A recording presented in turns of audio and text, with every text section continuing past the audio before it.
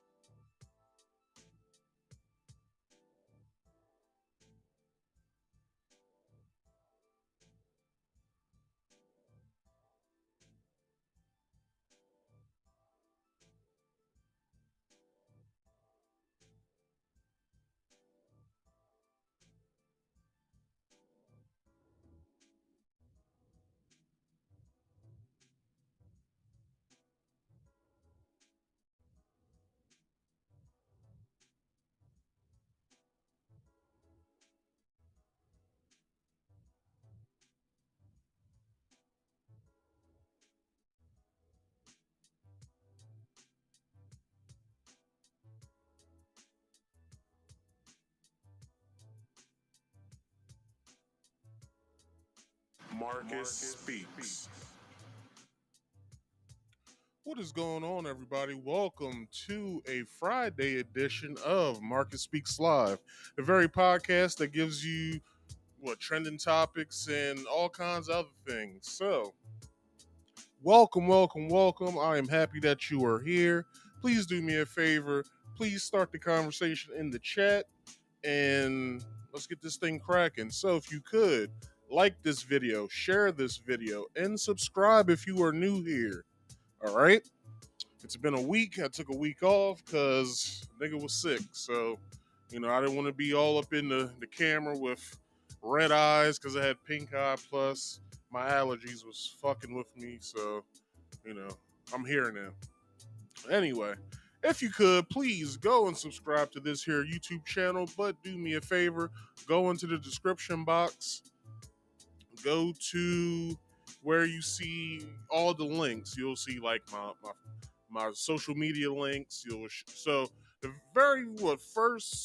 third link is my Rumble link. Please hit that link, go to Rumble. If you don't already have the app downloaded, download the app, go to my channel and hit follow. All right. I would like to start simultaneously live streaming to both platforms here on YouTube and on Rumble, because if things get a little, spicy of what the conversation goes on that I would like to have with you guys, I'll talk about that in just a minute.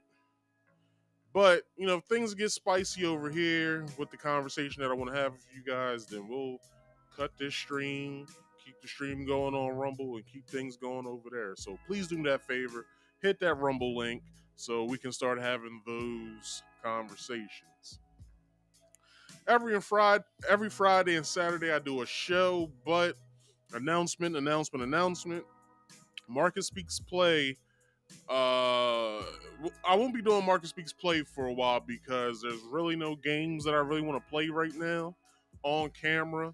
So once some good games that I feel as though are worthy of me playing here on stream, I'll start that back up. But until then, I think I probably won't be playing anything until maybe July, if not August. So I'm not sure, but let's just say the first part of Marcus Speaks Play was season 1. I'm waiting on season 2 to start. So till those games come out later this year, that's when I will start it back up. But for now, I might be flopping days of doing Marcus Speaks Live. So today I'm doing it on Friday. Next week it may be Saturday, and then I'll be flopping this show back and forth. Plus, I never did this show on a Friday, so I'm getting some lessons right now of me competing with other Friday podcasts. So let's hope I'm successful. Also, Saturday, same time, 6:30 p.m. Eastern Standard Time, I do Marcus Speaks Live. But as I said, I will be flip-flopping. So, whatever. If you would like to gauge into a conversation of the topics that I present tonight, you can. There are 2 ways you can do it. By hitting the link that is pinned in the live chat, or we have a call-in number that you can call at 302-283-9791. If you're out of state, if you can make long distance calls, then the number 302-283-9791. If you're calling me out of country, I have no idea what that is, so you're gonna have to figure that out yourself. But those are the 2 ways. Go to the if you wanna call in, there are 3 rules. All right. 3 rules you have to follow. First 2 rules are for the link. You must be on camera at all times. There's no ifs, ands, buts about it. I don't care what you got going on. If I don't see your face when you pop up here in my backstage, I will be kicking you out. So make sure when you get to everything, once you hit the link, when you see the camera and microphone, put those on immediately. And then once you come back here, I'll mute your microphone and then, whatever. But If you don't want to be on camera to the public, that is fine. Because also here in the backstage is a question I would like for you to answer. You just have to leave your name and a yes or no, and then I'll accommodate you from there. All right? And then the last rule pertains to both the link and the phone number. Please do yourself a favor, silence all background noise. I'm trying to run at least a semi professional podcast here. So if you guys could do me that favor, go to a nice secluded spot in your house, we can get things going. All right? So please silence all background noise. And if you could, once again, please like this video, subscribe if you're new here, hit the bell icon to all, and share this to your respective social medias, family, friends, and even coworkers if you fuck with me. So, with that being said, people, if you have ever watched my show, you know that I like to play videos. So, with that being said, I'm not only trying to follow U.S. law and other laws in the world, but I want to follow YouTube's guidelines and rules when it revolves around fair use. So you might be asking yourself, well, Marcus, what the hell is fair use?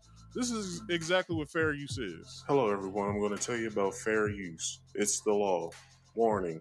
Federal law allows citizens to reproduce, distribute, or exhibit portions of copyright motion pictures, videotapes, or video discs under certain circumstances without authorization of the copyright holder.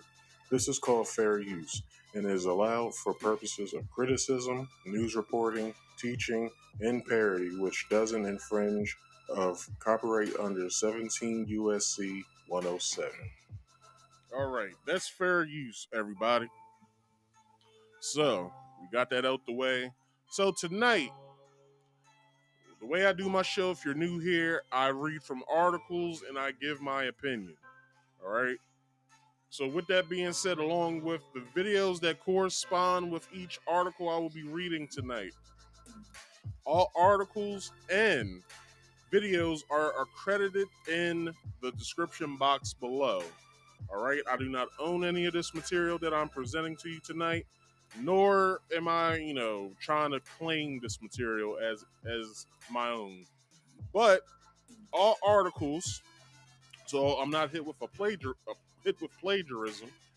All articles have been altered from its original state. I've switched some words around, rewrote some sentences because it didn't make sense to me, and I wanted to have the article flow. So everything that I'm presenting to you tonight is all accredited for in the description box. So if you guys have ever been here, but if you have not, well, I still applaud you guys.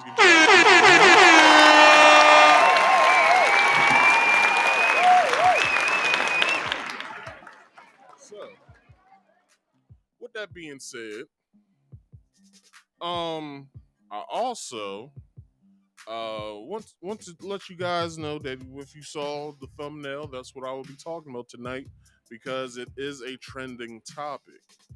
And with that being said, I want to send my condolences to DC Young Fly, the children, and the family of Miss Jacky Oh, because it has been a tragedy that you guys have bared this past week.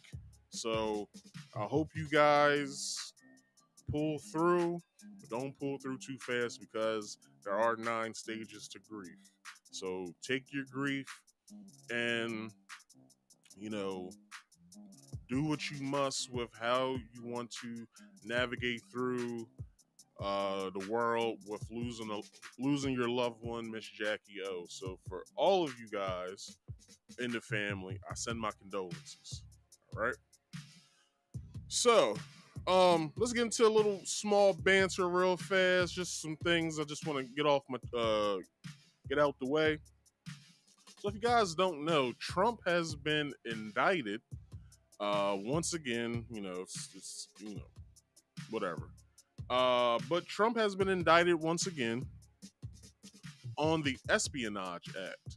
Now that's a very serious thing because what he's being charged for that is when the FBI raided his Mar-a-Lago home, when they were trying to seize the classified documents that he had at Mar-a-Lago. He's being indicted on the Espionage Act, so maybe they're still trying to get this thing, get the ball rolling on. He was uh, working with the Russians and all kinds of stuff like that. Who knows what this indictment entails until we get more information? But I say this when it comes to Trump, y'all, and when I say y'all, I mean like the general public. Y'all are just making yourselves allowing him to win the next presidential election. So why are you guys doing this? I'm talking to not only just the general public now, but the U.S. Well, the DNC. Why are y'all doing that? Like y'all know that this man is big in popularity. His poll numbers have risen since all this foolishness has went on. So then you got DeSantis. He's going against Trump. Bad mistake. And however the shit goes with next year's election, hell, Cornel West has entered into the fray, but he's part of the Green Party, so he'll never see the light of day when it comes to the White House. So, you know, but that's all I have to say about that. He's being indicted, Espionage Act from the FBI raid at Mar-a-Lago.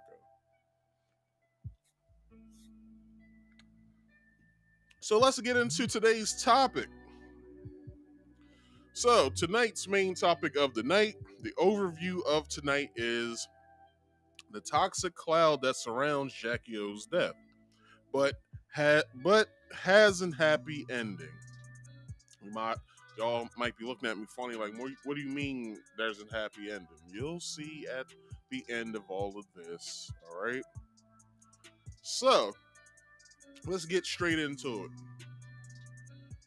So we have Miss Jacky Oh, the lovely Miss Jacky Oh. She passed away last week. I believe it was the 31st of May. She was going through what they call a mommy makeover. So I don't know exactly what entails with a mommy makeover. So how about we dive into that real fast to see exactly what a mommy makeover is. So what is a mommy makeover? Okay, so let me enlarge this for you guys.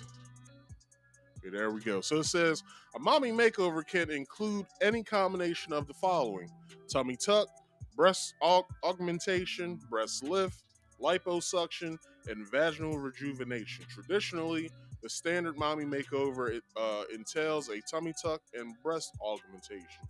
All right, so I knew someone.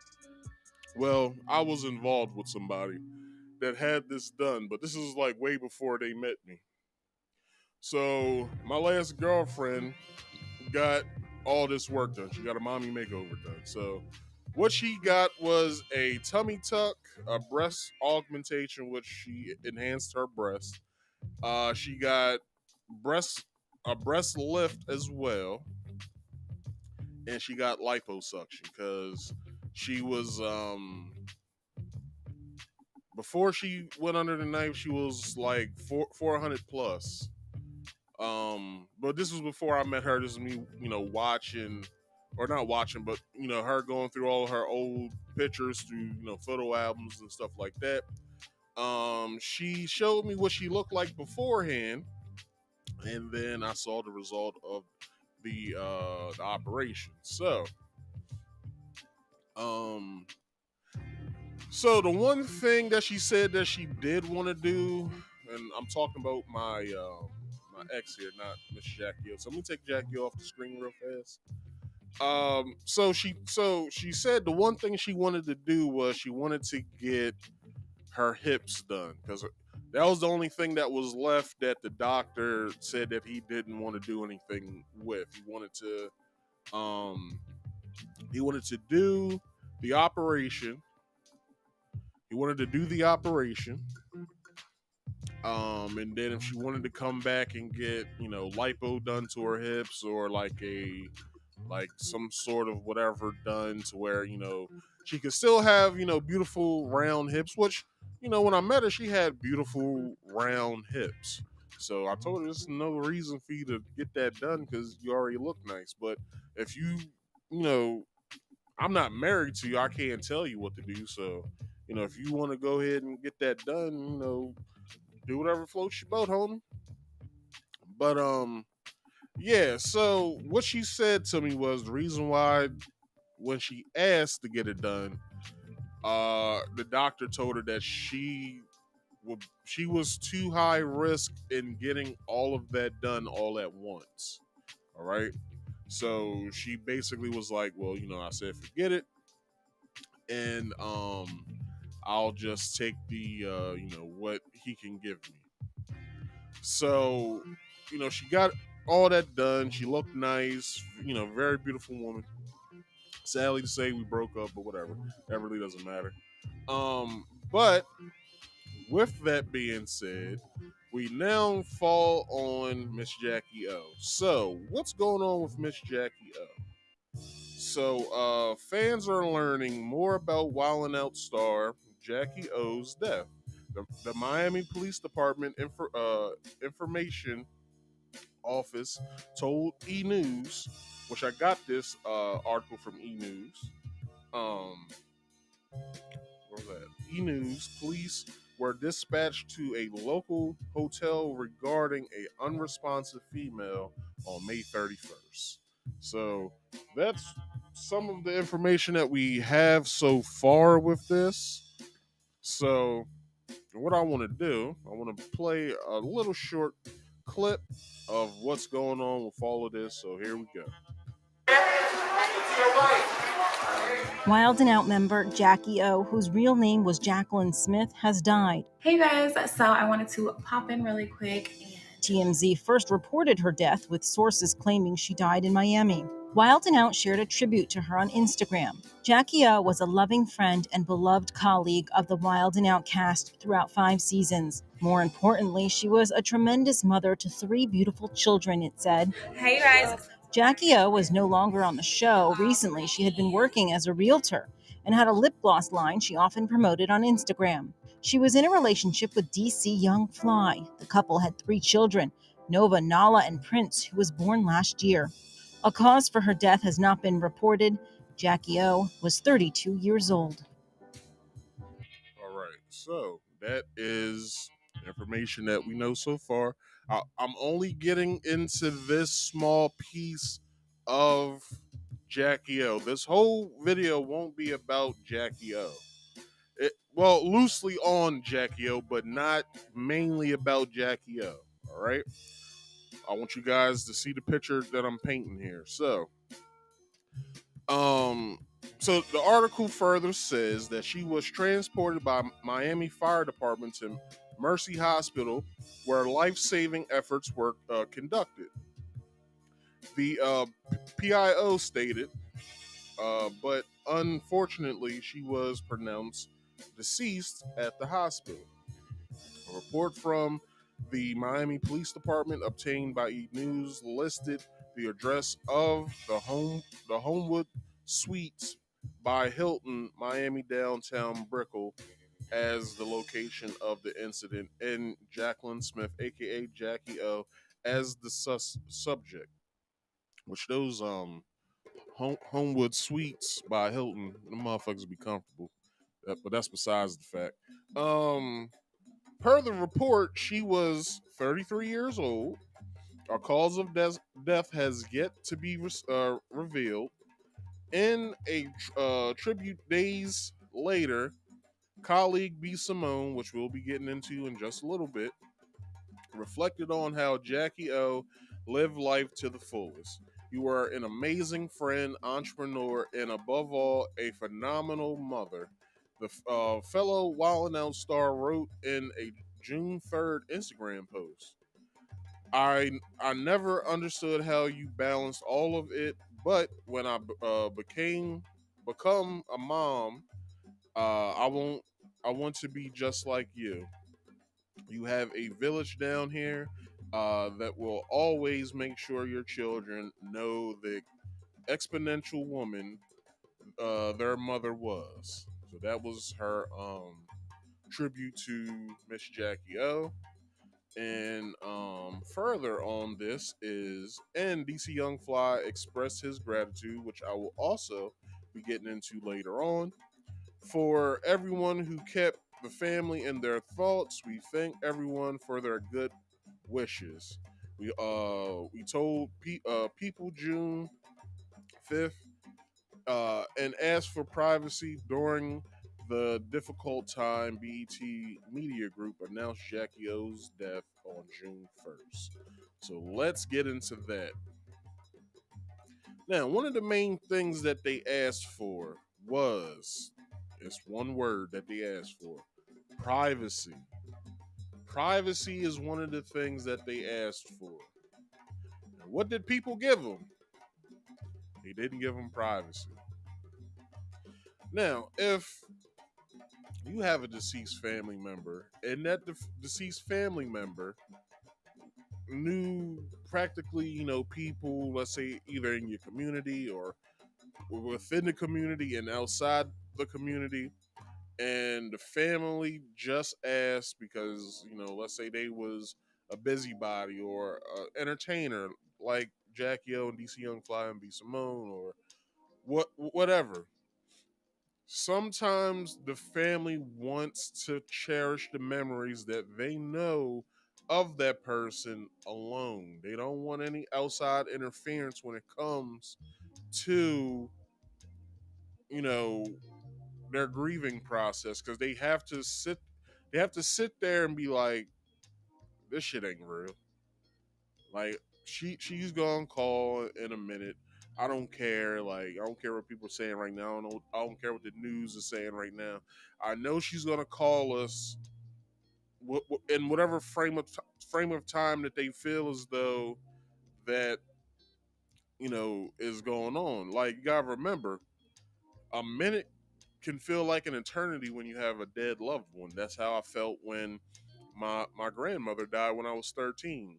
I'm sitting here, I'm playing with my friend. My sister calls me into the house. She's crying.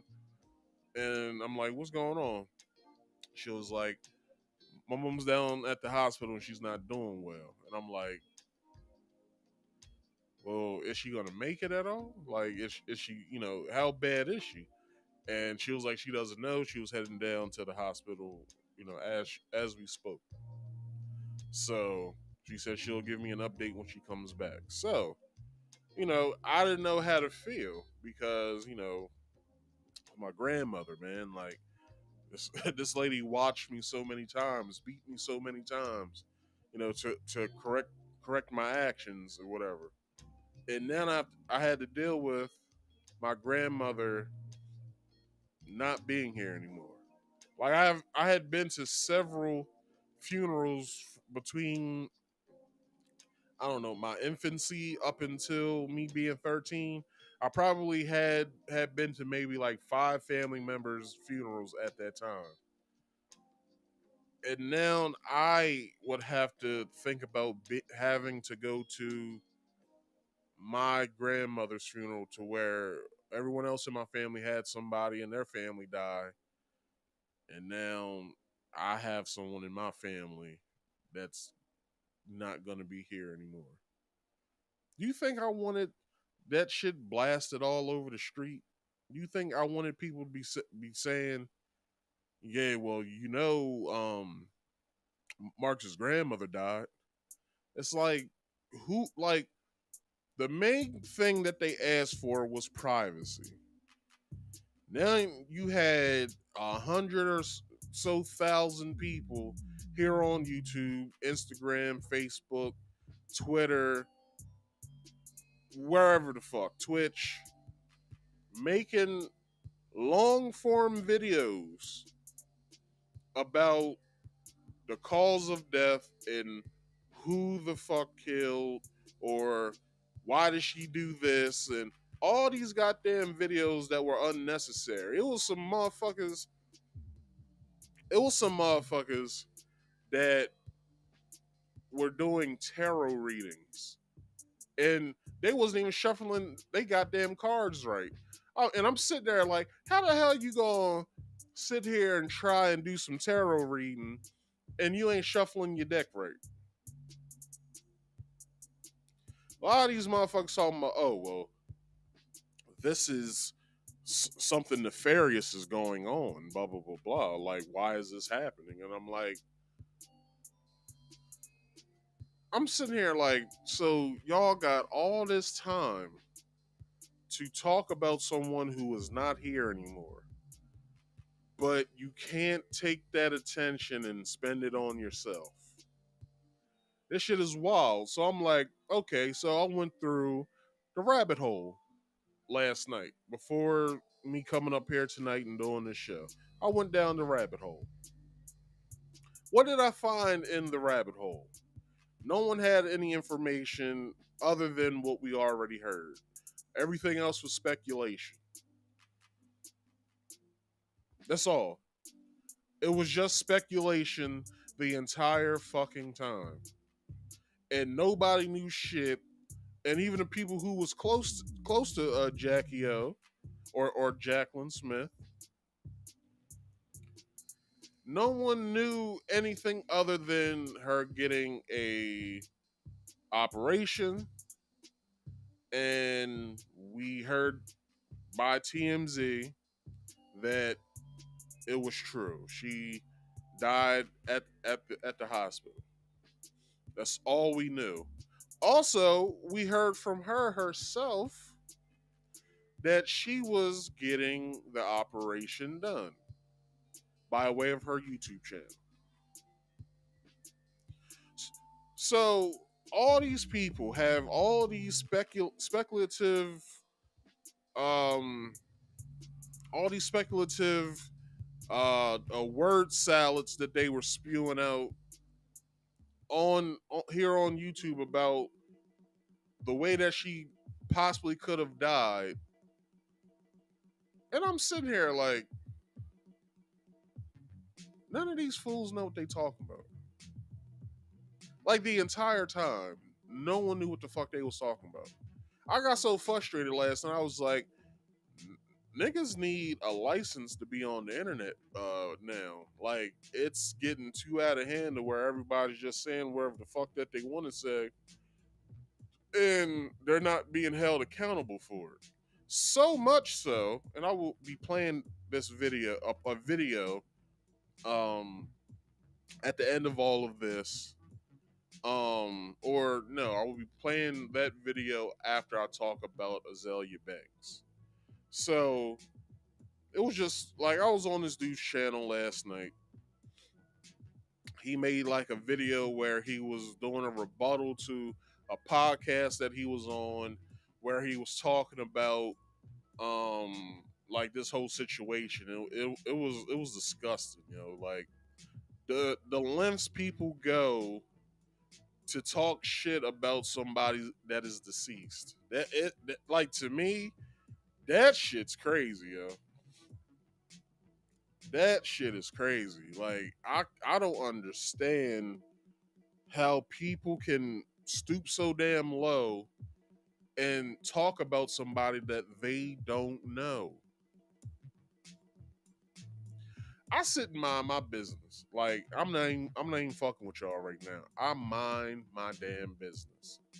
Because I be wanting to be like, I want to go on people's shows and have conversations and debates and stuff like that. But when I sit and measure someone's like personality and how they are, I be like, I really don't feel like being around this person, even digitally, like, at all. Like, you know what I mean? Motherfuckers be putting their links up just like me. I put my link up so y'all can come up and talk and stuff like that. But I really feel like I said last year, I said I'm gonna be working on trying to, network and get on other people's shows so I can make a name for myself, stuff like that.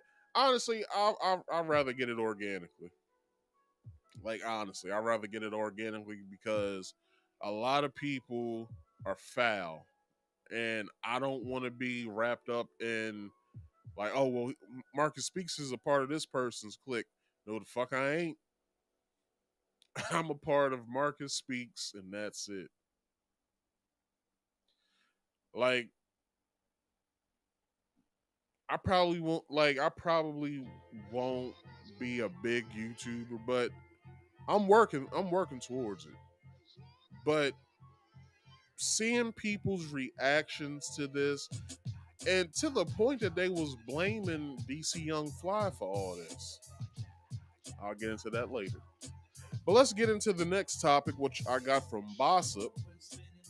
And it says, B. Simone faces backlash for payment only while grieving Jacky O. Okay, so the one thing that I find despicable about this is that if you're grieving, why are you posting that you're grieving on camera? I mean, not on camera, sorry.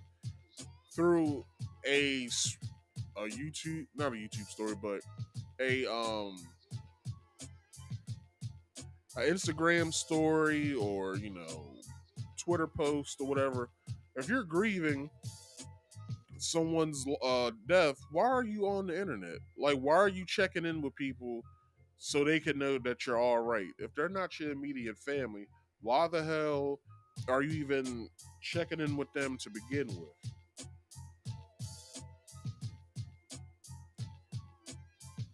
Some people may say, well, they're my fans, and they pay attention, they like my show. I feel that they should know. My audience, please listen up. If I'm grieving, you won't hear from me.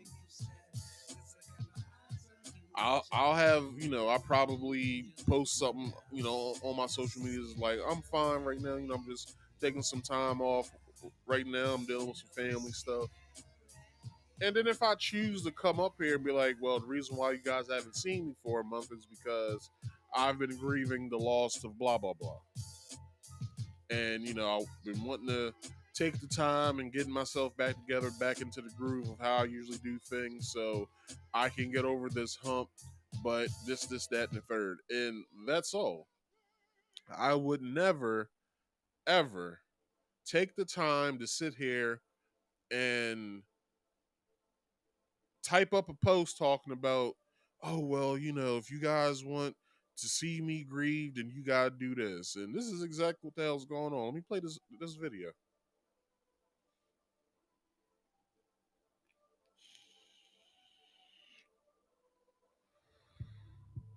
I didn't know that this. Okay, so let's go back. This is the ceiling. That's not the video I wanted. Here we go.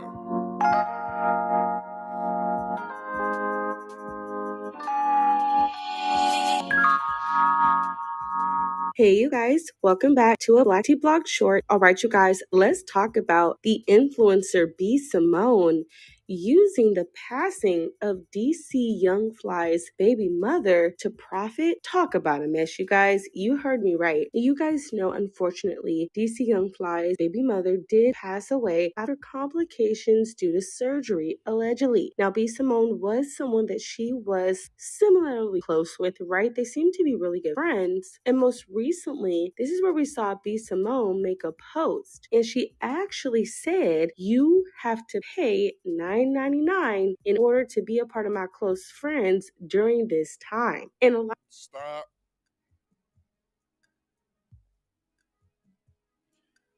Why? Why would I pay you to watch you grieve? This attention economy thing that's going on with the social media shit, it's getting out of hand. Like, for real. Like, why are people making videos like this? Because of what somebody was trying to portray in the time that they were grieving. Sounds like to me you're not grieving. Sounds like to me you want the money. I'm going to be off from my shows and stuff like that, and I'm having a tough time now, and I want to pull myself together. But the only way I can do it, y'all, is if y'all pay me $9.99. I'll get through this whole ordeal within a couple days if I just get $9.99. Are you high? Like, come on, yo. Like, I've seen some low shit. And the next thing that the video that y'all saw that I wasn't trying to play just yet, that bitch, man. But we'll get into that when we get there. But this is very wrong on all types of levels. This is why. Because if you claim that this person was your friend, why are you trying to financially gain something off of someone's death? Now that's just a speculation because she came out and made a statement. I don't have the statement because I don't care to hear her statement because she's already done several other despicable ass shit, such as stealing somebody's book or plagiarizing someone's book. Then it was the Martin Luther King thing. I'm sorry. Hold on. I went too fast. There was the book ordeal that she plagiarized when manifesting shit. Then there was the 9 to 5 thing that she was like, I'll never date a man that's working a 9 to 5. Okay, cool. Not your cup of tea. Don't worry about it. Then it was the Martin Luther King thing. How can I look at this man being great if he cheated on his wife? Well, if you know the backstory on that I won't, talk about today. But if you know the backstory to Martin Luther King, you would know if you read not the autobiography, but the biography of Martin Luther King. He was about to marry some white woman. Anyway, that's besides the point. And then we have this from B. Simone. I thought it was 3 strikes, you're out. This is 4, and she's still getting some sort of, oh, well, she said she's sorry, she didn't mean it, so we should just take her word for it. Or how about we don't? Because it's been too many times that she's done some fuck shit to where we have to have her come back in our good graces all over again. Like, what the fuck is that about? Anyway, let's get back into the video.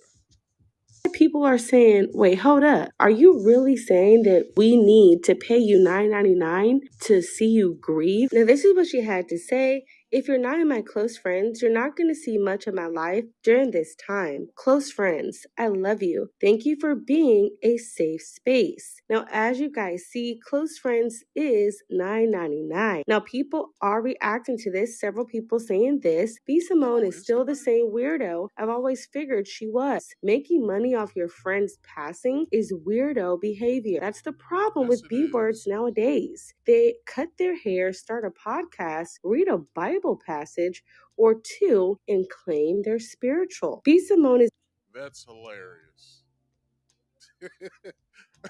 That was hilarious. Not a good woman. You can't tell me any different. Using your close friend's passing as an opportunity for a money grab is quite sickening. Asking people to pay to be in your close friends, distasteful. One thing about B. Simone, she's never trending for something good. And you guys know what? I agree. This is more than distasteful. It's also I just named all 4 things that she's been accused of saying. What she did say, it's not really an accusation. She said the shit. So it's like every time you trend online, which is your bread and butter, which I don't know how she's making money. She has like a makeup line or something. I can't see how she's still making money because you just deceived your customer base, the women who follow you. Now she has a podcast now, so it's like, okay, she's making money off of that. She's probably getting brand deals, stuff like that, so she can further her business prowess as far as, maybe not just makeup, maybe let's get into clothes now. Maybe she'll get like a Fashion Nova deal or something like that. Who knows? But to me, it's bad. Like, you sitting here, you sitting here online talking about, if you want to be in my close friends and you gotta pay me $9.99 to watch me grieve and watch my life. It's like nobody's life, poor or rich and successful, is that fucking um. It's not like, be Simone. Your life ain't that glamorous, child. Like, stop. Like, just stop. Your life ain't that glamorous. You do YouTube videos and you're on VH1 doing Wild and Out. That's the extent of where we see you in social media. That's the extent of where we see you. We ain't seen you in no movies. We ain't seen you do a TV show. We ain't seen, as far as what I as far as what I heard with her comedy career. She's a joke thief, and that's just me putting it lightly. She stole somebody's joke that is way funnier than her by the name of Just Niche, but we won't get into that. But how you out here, claiming to be great if you stealing, yo?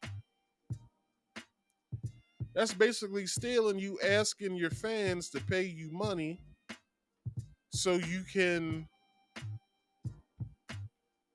whatever. Like it's like, you know what I'm saying? You stealing the church's money, home girl. What are you doing? But I digress. Self-serving, narcissistic, and flat out disgusting. How do you sit up here and use someone's life, right? These children no longer have a mom, and for you to say that this was someone that you called a friend and you're out here doing this type of disgusting behavior, I mean, B. Simone, you gotta do better. Isn't your podcast teaching you anything? Let me know what you guys think about this down below. Don't forget to subscribe to the All right. Oh shit, sorry. All right. So, um, so let's get into the article about this. So, the internet personality is no stranger to controversy, and now she's being criticized for sharing a link to her close friends section on Instagram that's behind a paywall. Simone posted a message this week revealing that she will be using the section of her social media page while she grieves the loss of her friend Jacky O. So what she posted was this. I think I got it. I think I got it mixed up. So let me get that. So right here. So this is what she wrote, and I will be enlarging this for you guys. It says, if you're not on my close friends, you're not going to see much of my life during this time. Close friends, I love you. Thank you for being a safe space. Join my close friends now. Okay, that's disgusting. This is why.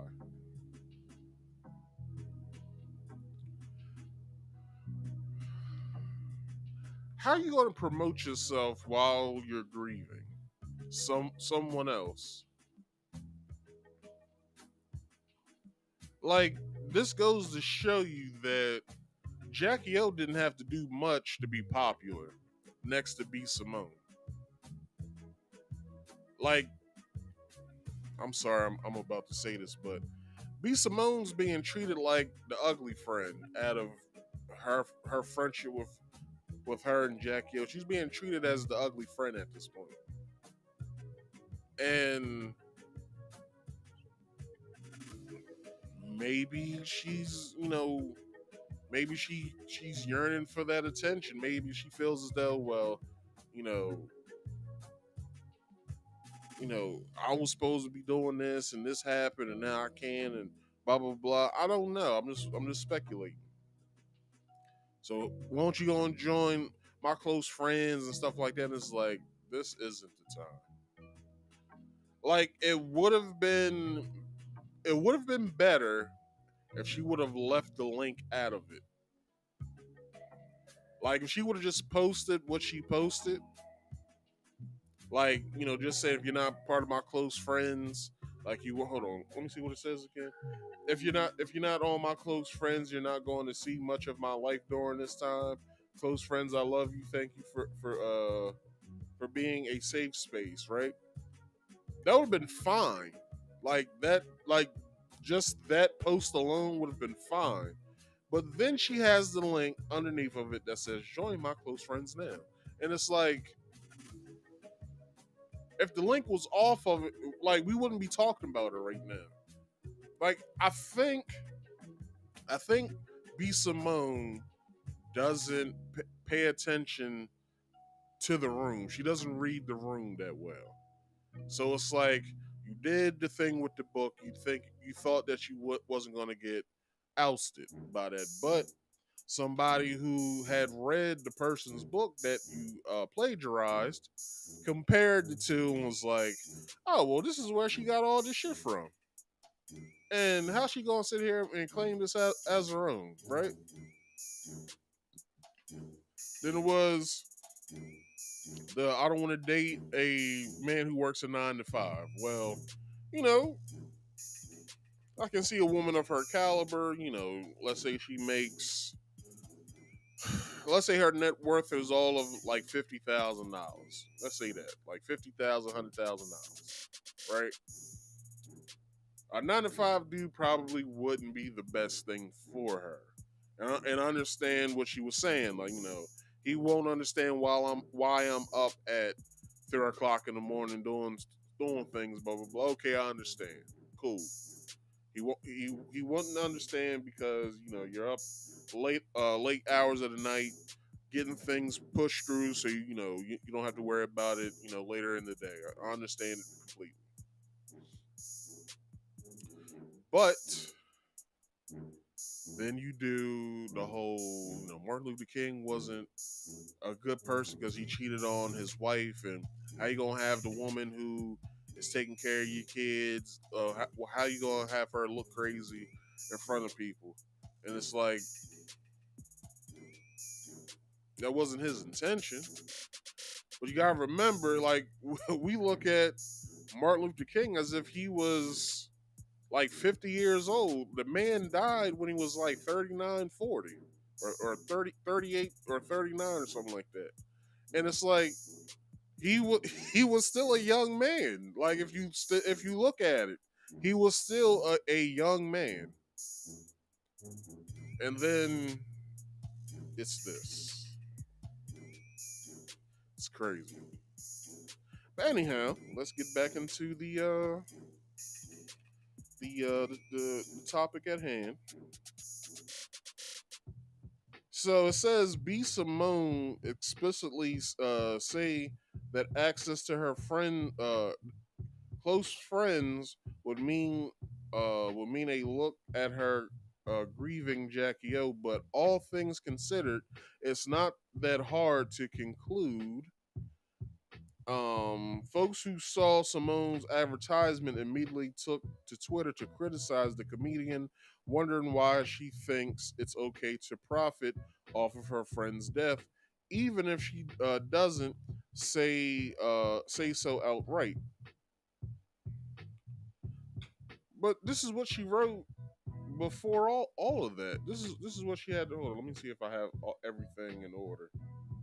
All right, I do. Okay, so this is what she wrote. This is I believe this is like the day after she found out about Jacky O's passing. So she had this heartwarming message. It was uh God, you are a provider, although we don't understand right now, and I truly know you will provide everything her children need, her family needs, her friends need now and forever. From peace of mind to clarity, I truly believe in the name of Jesus. We need you, Lord, and I know you are there even during the darkest time. I will praise you and thank you in advance for the miracles and peace that is coming. You are worthy of the praise. Thank you for allowing me to experience Jackie, and I thank you for her life, Jesus. This is also what she had to say on that same post is um I guess was I want to be just like you. You have a village down here that always makes sure your children know, especially um exceptional woman their mother was. Something I would always tell you is that I love you, how consistent you are with how you showed up no matter how you felt. You were the same since the day I met you, full of joy, pure joy. You never had a bad day, and if you felt down, you still had no attitude, no moodiness. You just chose happiness. Happiness was a choice you always made. I have no regrets when it comes to our friendship because every time we talked, we poured into each other. I know I know you love me, and I know you know I loved you. This is devastating, but I know you made it through those gates. To my beautiful unicorn fairy glitter princess friend, Miss Jacky Oh from the SCO, I love you. Go off. I guess that's go off, Jackie. Until we meet again. Hi, Zaddy, your tone. So that's what she had to say. When all of this blew up, right? And then we get this. We get this a couple days ago. Like, how does it change? Like, how does it change? I just don't understand. Please give me the strength, Lord, to know how does this change. So, let's continue. So, B. Simone, on the other hand, some of B. Simone's fans got to defending the online personality, insisting her close friends are something she advertised for a long time and isn't anything new. She was also seemingly defended by the co-host of her Know For Sure podcast, Megan Ashley, who wrote amidst the controversy. Jacky O passed away last week for reasons not yet revealed to the public. Um, all right. Well, I'm pretty sure this is more to this, so let's read it.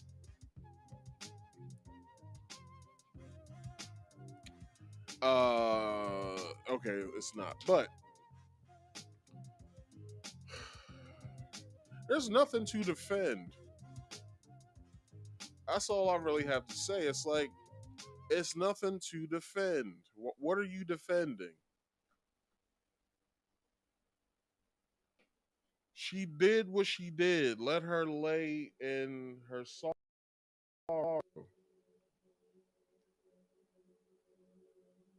Because it's unfair for us to sit here and think something differently of what we see. Some people will say, well, you can always believe what you see, right? But it was blatantly on a social media website. Clear as day, was right there. So how is it that we're jumping to conclusions when it obviously states that join my close friends now? Now, if close friends for her is like a support group of women that all support each other, then I'll see it differently. If that's what it is. Like if she has on her Instagram where everyone who pays $9.99 a month to, I guess, have deep discussions on how they feel about, life and what's their next move and how are they going to survive doing whatever, or, I'm a single mother and, the father isn't in the child's life. How do I deal? I can understand if her close friends was that. Now, if it is that, then I'll take back everything that I said about this woman. If it's like a woman support group that she thought would be a good idea to, bring women in who hasn't had their stories told before, and, TV shows probably won't pick the stories up because, it's TV, TV's fickle any damn way. So it's like, maybe she took it upon herself where she's like, well, you know what? I want to give these women a voice because they deserve one. Now, if it's that, I can understand. And it's like, well, if she is doing that, then, I'll apologize for anything that I said about this woman tonight. But if it's not, I don't know what to say say to her. Other than, you fucked up, right? You fucked up, don't you? Anyway, um, but Marcus speaks. It's very bad timing for all of it. So much so, Angela Yee was no fan of B. Simone's attempt to turn her pain into profit, mourning her bestie Jacky Oh's death, and called her out about the issue. Angela Yee and the Jasmine brand were discussing the viral fallout Wednesday from B. Simone's recent call to her Instagram close friend circle, where she encouraged followers to join her behind a paywall to get a glimpse of her grieving process. Fans were calling for B. Simone's head over the post, and Angela thinks the social media influencers' timing couldn't have even been more off, despite being broken up over Jacky Oh's abrupt passing. I don't think I've ever said this before, but I agree with Angela. I agree with her because, like, when you look at it, it's like, why? Like, why did you do that? Like, why are you doing this? Like, if anybody saw that post the day of and you had no context of what was going on with her, you probably would have just looked at it and just looked the other way, like, oh, well, I don't know what the fuck's going on, so, maybe she's going through something. Or you could know what's going on and be like, that's a nasty deal right there that she's doing. I don't like it. I don't like that shit at all. You know what I'm saying? You sitting there with the banana. I don't like that shit. I don't like that shit at all. But anyway, I just thought that was disgusting of why she did that. Another disgusting fuck out here that's doing some bullshit is this bastard. This bastard right here. Azealia Banks. This bitch. Right here.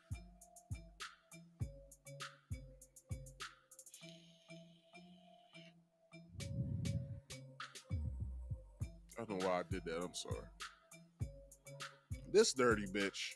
Let's get into what she said. So I got this article from page 6. So Azealia Banks slammed for implying Jacky Oh's death was karma for DC Young Fly. How? I have no idea, but we'll see. Azealia Banks is getting slammed on social media for implying that Jacky Oh's death was karma for DC Young Fly, who previously made jokes about the rapper on the episode of Wildin' Out in 2018. The Anna Winter musician, I guess that's one of her songs. I guess I don't know. I don't listen to Azealia Banks. I have no idea. I have no information on this woman. I don't know what she raps about. All I know is that she got slapped by Mel. Was it Mel Gibson or was it? It's not Mel Gibson. Who's the other guy? He was an American gangster. The Australian dude. Well, both Mel Gibson and him are Australian, but damn, who played opposite of Denzel Washington in American Gangster? I forgot homie's name, but that was the motherfucker who slapped her. So the Anna Winter musician 32 accused the cast of Nick Cannon created improv comedy show of mistreating her while she appeared as a guest.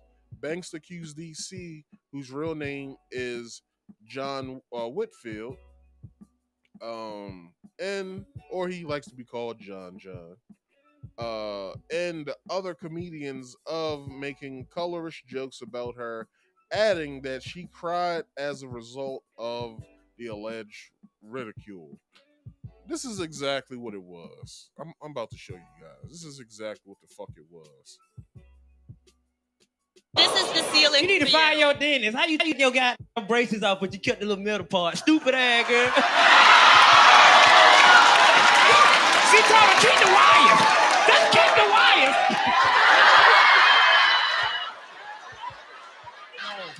To be completely honest, like, you live in like a $750 a month apartment and you like can barely afford it with your wildin' out checks. Honey, you live in a stick house. Hey, you gotta stop, man. You gotta stop. Leave that alone. We're gonna have to fight. Leave it alone. Oh, Jesus. Leave it. Welcome back to the channel once again. All right. So that was exactly what she's saying all this bullshit for. All right. So it says in the article, though the episode was taped over 5 years ago, the 212 rapper brought it back up while speaking out about how high to actor 31 as he mourned the death of his longtime partner. Damn, DC spent. Hold on, I'm pretty sure I got this. Let me see. Okay, yeah, I do have this. I'm about to bring this up on screen. So this is what she said. All right, let me read this ahead so I know where it says. So damn, DC, blah, blah, blah. So, okay, so that's where it stops. Let's start back up.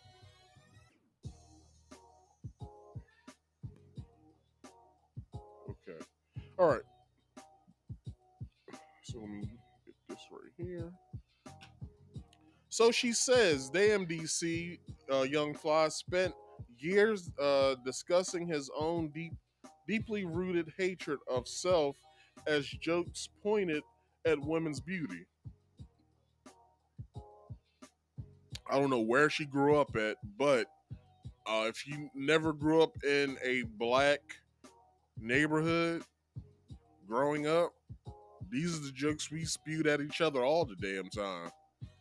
Like, that's why your mama black, your daddy black. That's the reason why y'all on Section 8. Like, we used to say all kinds of shit to each other as kids.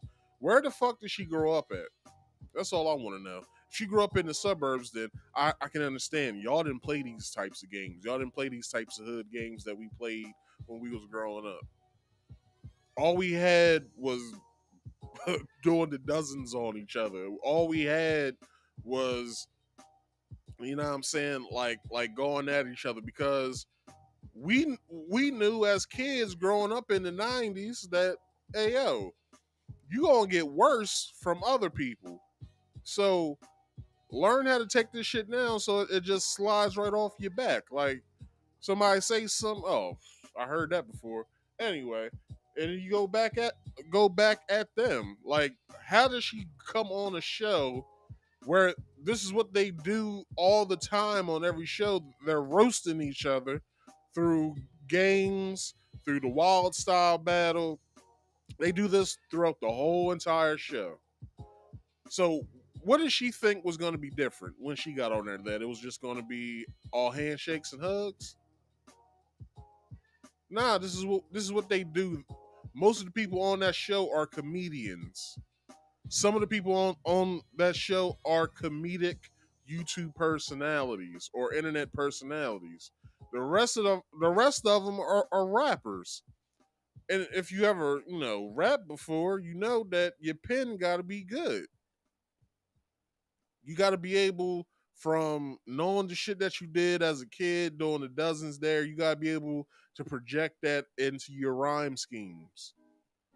If you listen to a lot of, good rappers, such as, I'll put Jay-Z in there, Jay-Z, Biggie, Tupac, Nas, Outkast, they had particular songs where they was telling a story where it kind of made you laugh most of the time. So again, I ask, where the fuck she grow up at? Anyway, let's finish reading this. Um, so projecting his own feelings about his own ugliness onto women perfectly secure in their own skin, right? So she wrote on Instagram stories Wednesday, right? So this is what else she had to say. Say what you want. My tears, they were pure tears of rage, which means when he said the things that he said to her, she cried because she wanted to fight him. Of what we know from that show, which DC Young Fly and Carlos Miller and Chico Bean spoke about it on an episode of the 85 South show. They spoke about this incident. Not only that, I believe B. Simone was on an episode where they talked about that as well. And also, Nick Cannon, I believe, spoke about it at length as well on other shows that he was on. I believe one of the podcasts that he went on was Corey Holcomb's 5150, where he went into length of what happened and what they did to make everything better. So the story goes, after all that happened, DC Young Fly was speaking to Azealia Banks' team, because Azealia Banks, I guess, had some gangsta ass niggas with her. And he basically went over to him and was like, look, I don't mean nothing behind none of this. I don't know that girl like that. We just up here trying to have some fun. But she's here hindering the fun. So what you want me to do? And they was like, all right, cool. You know what I'm saying? Like, ain't nothing we can do. We can just go off of what she wants. So, say what you want. My tears, they were pure tears of rage and not at all a sign of weakness. So she continues with this. Because in the end, I won. I don't know how the fuck how you won, baby girl. But she says, I'm happy I cried and moved on. The Jacky Oh girl must have been so deeply insecure about herself. What a fucking monster. In a follow-up post, Banks said, hold on, before we get there, let's finish this. Then she says, and the nerve of DC to call such a gorgeous woman as Azealia Banks ugly on national television while a bunch of black people laughed. I don't think she understands what she looks like. Let's show this again.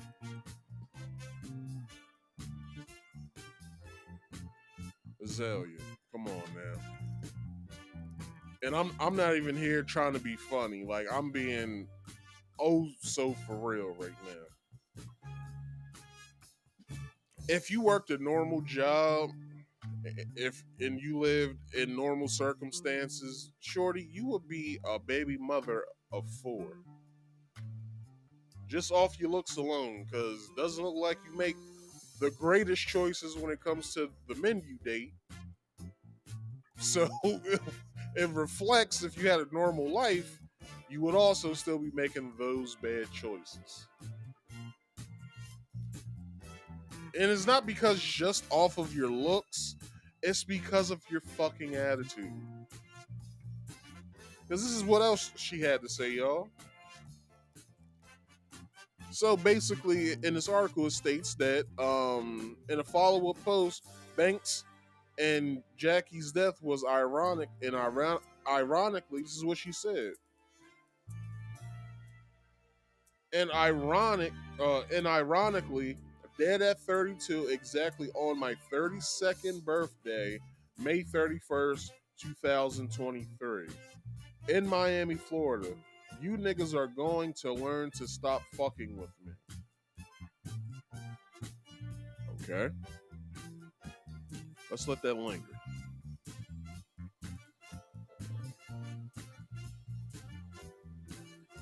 So,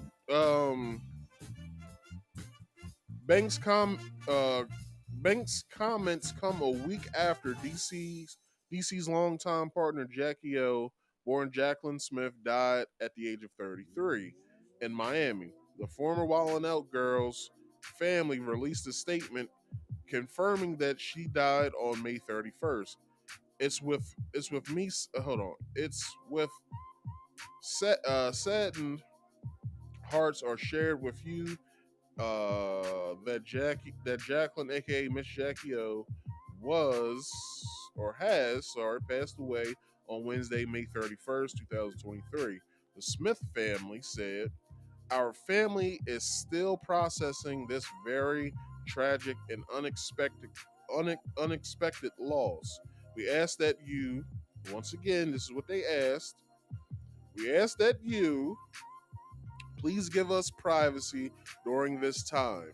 Days before her shocking death, Jacky had traveled to the Sunshine State to get a mommy makeover with Dr. Zachary Oka. In a now deleted post, Jacky posed alongside the surgeon in a disposable medical gown, getting ready for my mommy makeover with Dr. Zach. Stay tuned to my YouTube for the full reveal. The caption read according to the screenshot obtained by Hollywood Unlocked. But before we go there, let's go back to Azealia. Azealia ain't off the fucking hook yet. So, this dirty slut, she gonna sit here and basically try to say that from what DC Young Fly was saying to her as a joke, a lot of people, probably are, well, you think that it's a joke, Marcus, that he was making colorist remarks about that black girl and blah, blah, blah. Look, listen.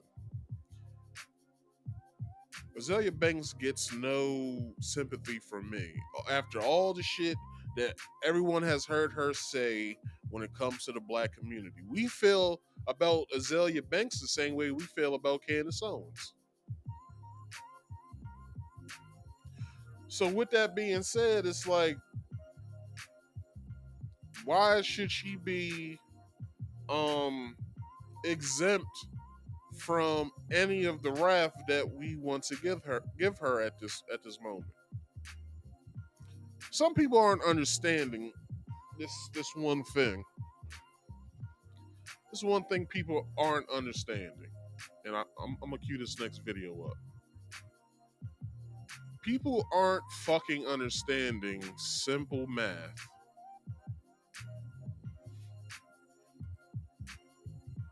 DC Young Fly, his children, DC Young Fly's family, as well as Jacky O's family, are grieving.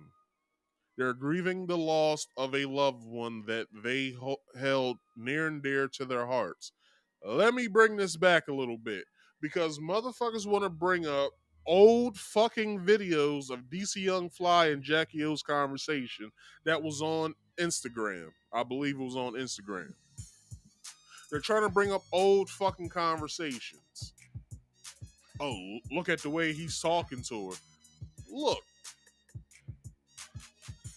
her in DC, Jacky O in DC, at that time in 2015 when they got together,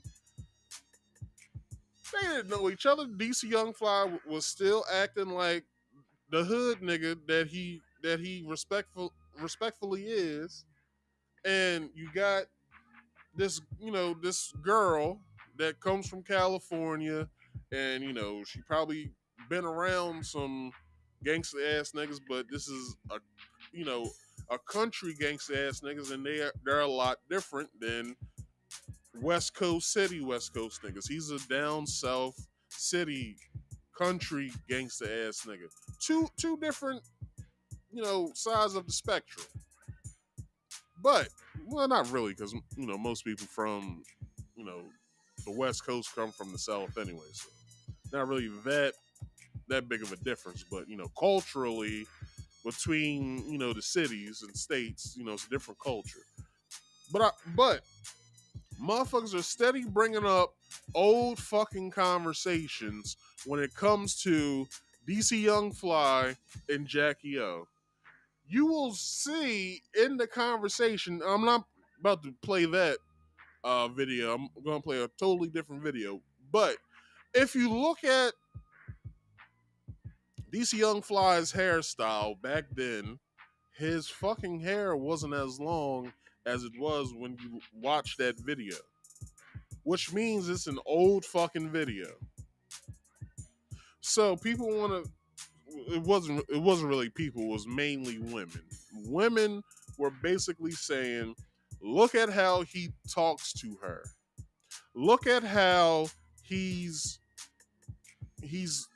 talking to her, because if he was like that then, what's to say that he wasn't like that to her all the time?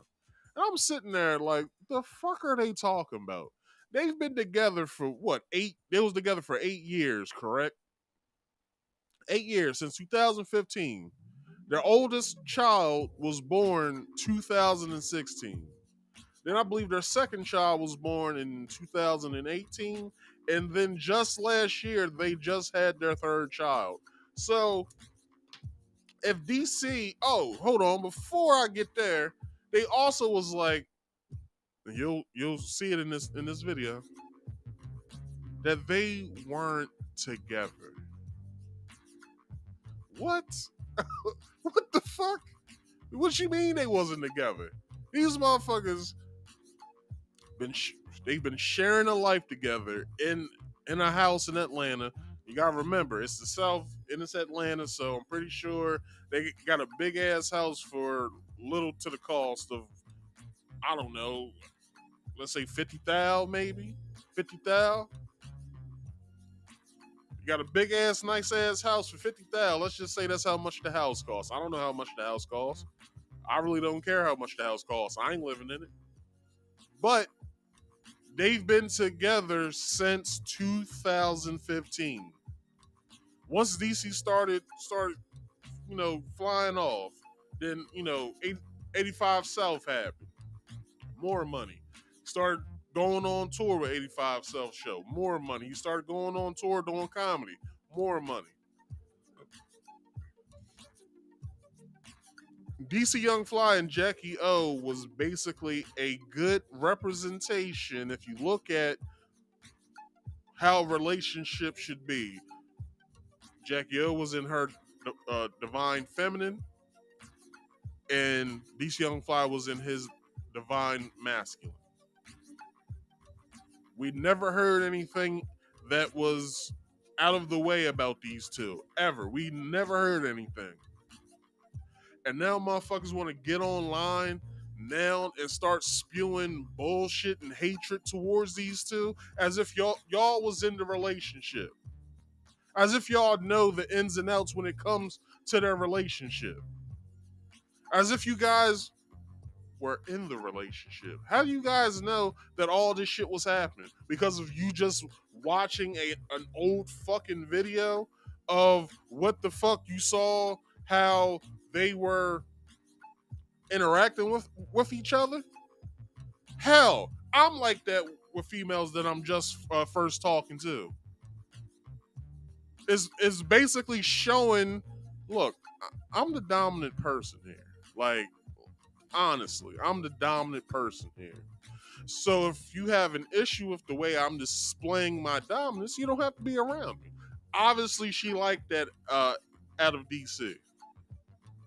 You also got to remember, these two were young when they first met each other. I believe they were around like their mid to late 20s when they started dating each other. That's young compared to where they're at now at 8 years later. 3 kids, nice house, loving each other. Like,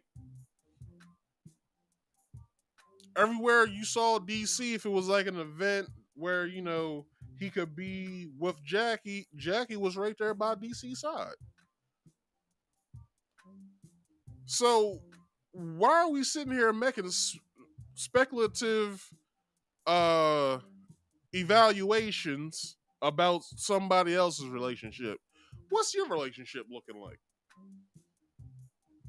What does your relationship look like? It doesn't seem as though it's going any better than what the fuck it looks like, because you're online talking shit about two people you don't even fucking know. Like this person right here. This video I give to you comes from all viral access media, which I don't think this is where the actual podcast happened, I believe. But this is a guy who I was talking about earlier, whose show I was watching last night, about them talking about this, how he's getting death threats after what he said in this video. Him and I believe the main host of the show are getting death threats of what he said in this video. Now, Brandon runs a YouTube channel called Pan African Strikes Back, and he mainly speaks about like black issues, Tariq Nasheed, and, you know, other issues that really doesn't matter when it comes to the, you know, the full blunt of all of this. But it really, I don't understand why he said this, because he played this video last night and he was proud of it, about what he said. I don't want to keep you guys any longer, but this is exactly what he said. I'ma just say it like what it is. The nigga don't give a shit about them kids. What? He out here, bruh. This is different. What the? The nigga didn't marry their mama. This is different. Listen, hold on. Bruh. The nigga didn't marry their mama. Stuck 3 babies in her, never married her. I think he's engaged. Hold on. They never said that she was his fiance. They were like his partner. They did. When I watched the news, it went from partner to fiance. Niggas say a lot of shit when somebody dead.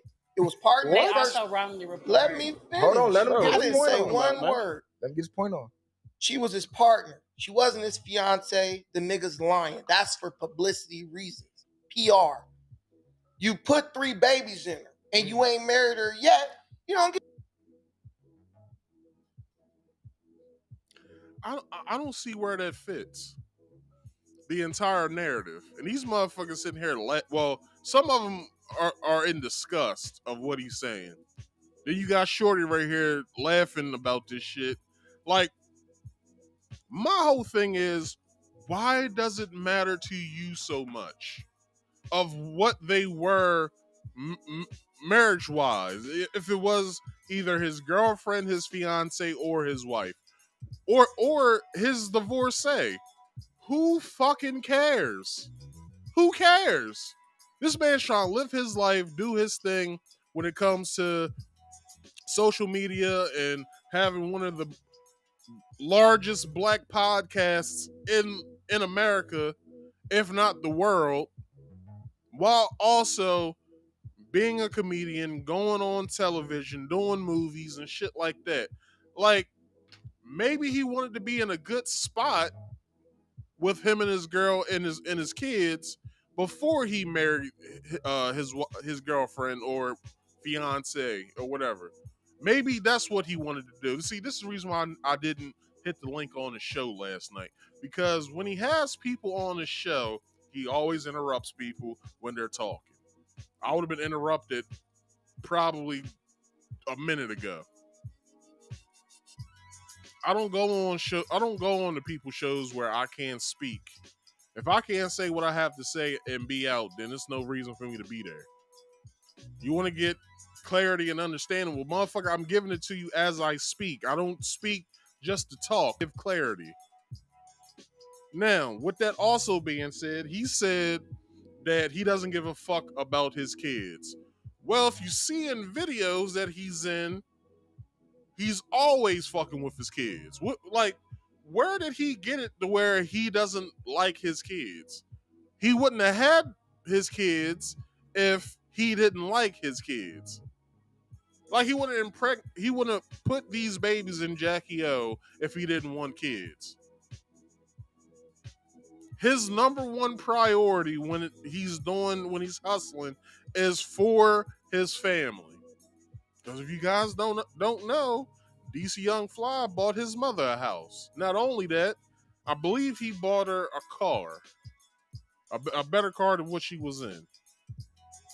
He retired his mother. Not only that, you can see in a video that you see it's DC and parts of his family and Jacky O's family, where he's sitting there, I believe it was like a Father's Day or something like that, where he had the people that he wanted around him, and he basically said some things, was like, this is the circle that's, it's going to be nothing but us, blah, blah, blah, blah, let's pray. And you see him praying with all of his family around, his girlfriend's family as well.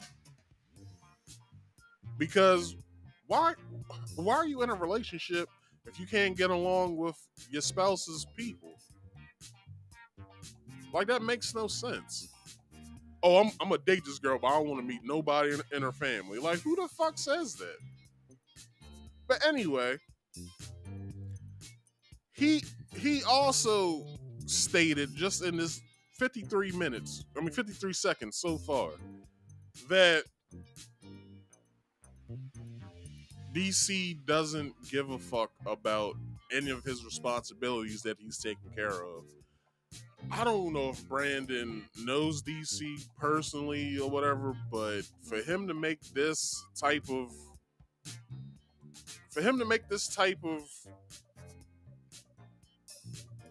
remedial statement, I don't know what to say. I really don't know what to say. Like, it's beyond me from what he's saying right now. I'm gonna let him rock. I'm gonna play the video. I might stop it, but just listen to what this dude's saying, for real. Shit about her, and you don't care about them kids.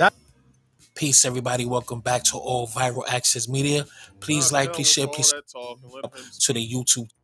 They call him Uncle. And let me know y'all thoughts. Ass, and that shit get in your blood vessels, that will travel up to your heart, your brain, you're dead. Mm-hmm. And I just feel like I got kids, I can't die over vanity. Like, that's some, like, to me, it's some stupid shit. To just die because I was too lazy to go to the gym, too lazy to put the fucking burger down. You know what I'm saying? Not drink on this weekend, drink. So I just feel like, again, it's very unfortunate, and I'm not like, oh, she should have did this, and that. She lives a different life than me. Her job is her image, right? And she has to look a certain way. And although I'm going to just say it like what it is. Nigga don't give a shit about them kids. What? He out here, bruh. This is different. What the? The nigga didn't marry their mama. This is different. Listen, hold on. Bruh. The nigga didn't marry their mama. Stuck 3 babies in her, never married her. I think he's engaged. Hold on. They never said that she was his fiance. They were like his partner. They did. When I watched the news, it went from partner to fiance. Niggas said a lot of. How would the news know any of this? You know how many vacations both DC Young Fly and Jacky O has been on? We don't know if any of those vacations he got down on one knee and proposed to her. You know why we don't know? Because they ain't say shit. You know why they ain't say shit? Because they don't fucking have to. That's why. So for you to make all these speculative statements of as if you know what the fuck you're talking about. Oh, he ain't married her because he don't fucking respect her. He don't like them kids. The fuck are you talking about?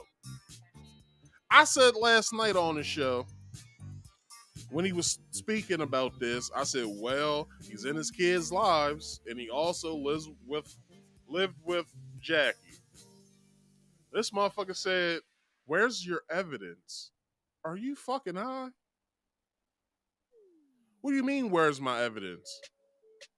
You can see in every single video that Jacky Oh did that DC is in, they're in the same house. Well, someone would probably say, well, that don't mean nothing. He could have just been over there to be around his kids.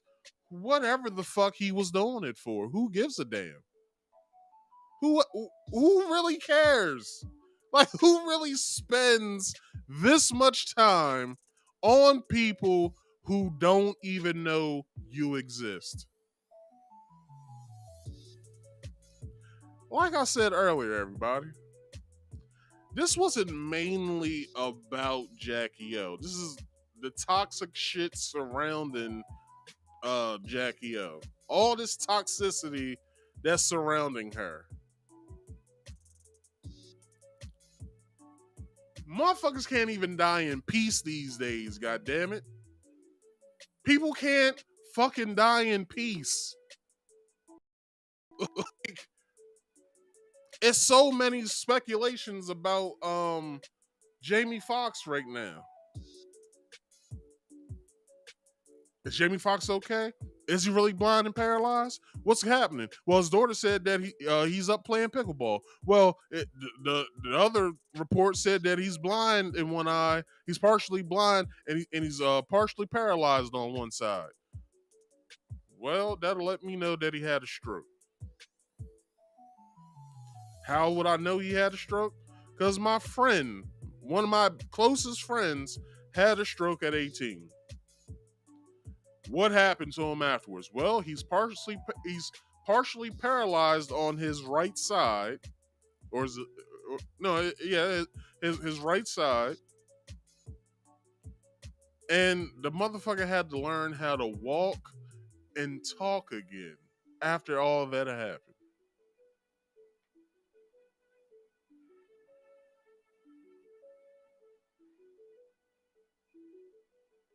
There's my evidence, Brandon. If you wanted it, I have close proximity to somebody that actually all of that happened to. But this motherfucker right here talking about he did all this and didn't marry the girl. For all we know, they probably had a private ceremony. All we know. Private ceremony where nobody knew that both of these people got married. Because in entertainment isn't how Stella got her groove back. What's her name? Shit, I'm forgetting people's names. Angela Bassett is married. But doesn't she still go by Angela Bassett? That means her stage name is Angela Bassett, not her legal name. Isn't Jada Pinkett married to Will Smith? Doesn't she have both her maiden name and her married name?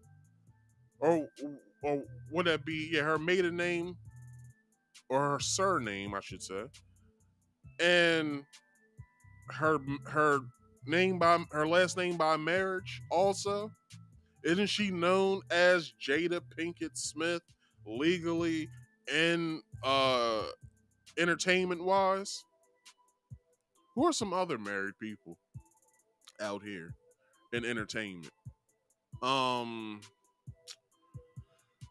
Who else is famously married? Oh, let's take Demi Moore and Bruce Willis when they were married. Didn't Demi Moore still go by Demi Moore when she was acting? But I'm pretty sure legally her name was Dimitri Willis. I'm pretty sure. Anyway, I'll let this rock. When somebody dead. It was partner. They also wrongly reported. Let me finish. Hold on, let him get I his didn't point say on, one man. word. Let him get his point on. She was his partner. She wasn't his fiance. The nigga's lying. That's for publicity reasons. PR. You put 3 babies in her and you ain't married her yet. You don't give a shit about her and you don't care about them kids. I do not. What man? Wait. Look, I didn't say that when y'all talk. Let him talk. Listen, bro. On everything I love, what nigga gonna let his kid's mama go under the knife unnecessarily? Surgery is a serious issue. What if he? My Hold on. My wife had a minor surgery, bro. Very minor. Very minor. I was stressed the fuck out. Like, are you sure they got to do this? Can they give you pills? Can they? It's like when it's your wife and you thinking about your kids and you thinking about, is something happened? You know she ain't going to the doctor like she's supposed to because she had an underlying heart condition that a regular EKG would have caught. Is that what it was? That's what killed her. That's what killed her. Is that what happened?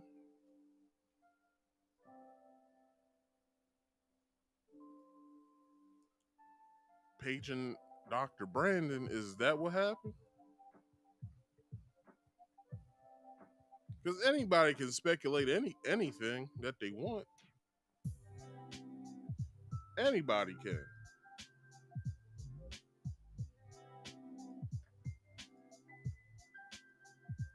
So you're saying that she had an underlying heart condition. Well, we did just get over the pandemic.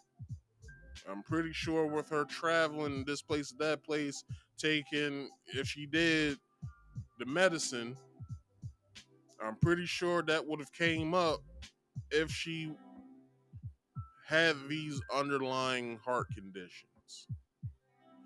Or it could have been after the surgery, she lost too much blood to where she was having heart failure.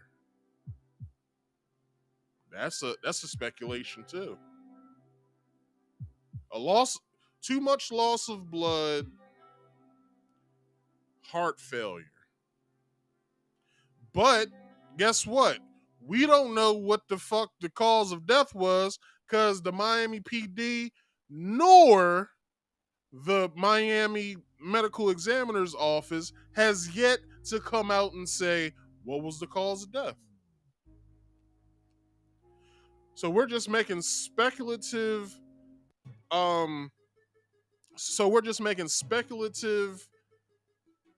statements of, well, this is what really happened. She had an underlying heart condition and that's what killed her. And because of that, DC knew, which means he ain't stop her to get the surgery, which means she didn't care about being a mother because now she's leaving back 3 kids to get this surgery. Or it could be because she leads a certain lifestyle that leads her to have a certain figure. That makes sense to me. Does it make sense to anybody else out there? That makes sense to me because this is why. I believe Jacky Oh had or has a makeup line or a lip gloss line. I believe also she's a spokesperson for Fashion Nova. I believe so. So we know with these Fashion Nova clothes, it's for women who have a nice, voluptuous, curvy figure. It's for women like that. So what does she have to portray herself to have in these clothes? A voluptuous, curvy figure. Although she already had one, but if she felt as though I want to go underneath of the knife because, I've had 3 kids and my body isn't snapping back the way that it did when I had my first child. Although, she's in her 30s now, so, I was told by my gym teacher when I was younger, after you stop growing up, you start growing out. So that means that after your body reaches a certain point where, it's taking all your nutrients and all the nutrients that you feed your body, as far as like, fruits, vegetables, meats, all that, whatever, food pyramid. After it's done taking that part of your nutrients to help you grow into an adult, now you have to start maintaining a healthy weight because now you'll start to grow out. So now, since she's at the age where she's a grown up and she's having kids and her body's contorting to fit the human being that's in her stomach so she can then push it out later on, her body, since the last child she had was when she was in her 30s, isn't snapping back the way she wants it to snap back. She had, with the procedure that she got done, the mommy makeover, it's a combination of a lot of things: liposuction, breast lift, breast augmentations, tummy tuck, vaginal rejuvenation surgery. Like, it's a whole bunch of shit that goes into it of what she wants out of whatever. So now, since I believe she got one procedure done before, but now since she took it to where she wanted to do it again, because maybe her body isn't snapping back the way that she wants it to snap back, and maybe she has photo shoots and shit to do, so working out isn't an option for her. So under the knife, paying however much she was going to pay for the surgery is the reason of why she did what she did. Now I can understand that. I can be like, okay, well, she has obligations for, this certain brand to look a certain way. So maybe since she's doing that, it makes sense. It makes sense for her and her team and her family. It doesn't have to make sense for me. Because number one, I'm not Jacky Oh's boyfriend or fiance or husband. It has nothing to do with me.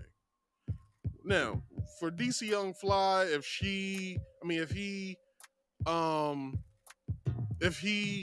encouraged her to get it done, then what the fuck do we have to say about this?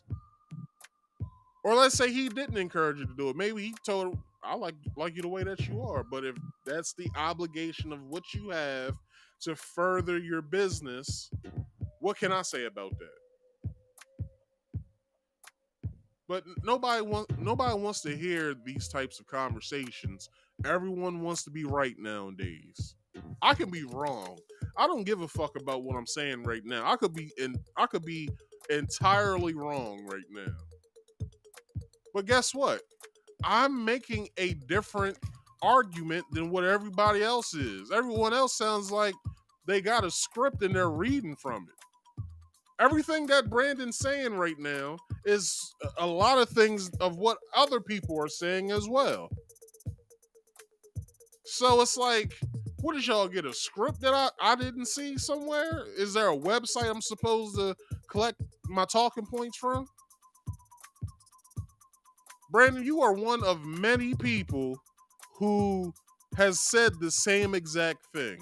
The thing is, you're not the first person to say it. Who knows who was the first person to say it?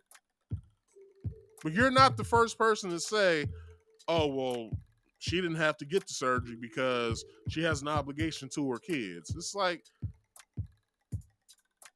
all that aside, she still has obligations. People don't see that. I didn't know. I go get my heart, all that checked every year. Every adult, even at 30, 25, should do that. So this lady is getting surgery from a doctor who was notorious for bad surgeries. She has an underlying heart condition, which means they wasn't on top of her health. He probably wasn't making sure she was going to the doctor like she supposed to. And then he lets her go do that. There's no reason why he should have let that girl do that. Because she's trying to do that shit probably because he out smashing other chicks. And she like, damn, I got to be able to compete with these chicks. Like, we talk about everything but except what it really is. She trying to keep up with that nigga. She trying to make sure she still looks attractive. So he look at her like something. And she's going and getting under the knife for that stuff. And people don't believe that. But when you was bad like how she bad, and then you having babies and shit, and your body start taking hits, and your man out on the road smashing groupies, and you know it, because you know they know it. They know it. You gotta know. Yeah. You now are like... We don't know if DC Young Fly is smashing groupies when he's on the road.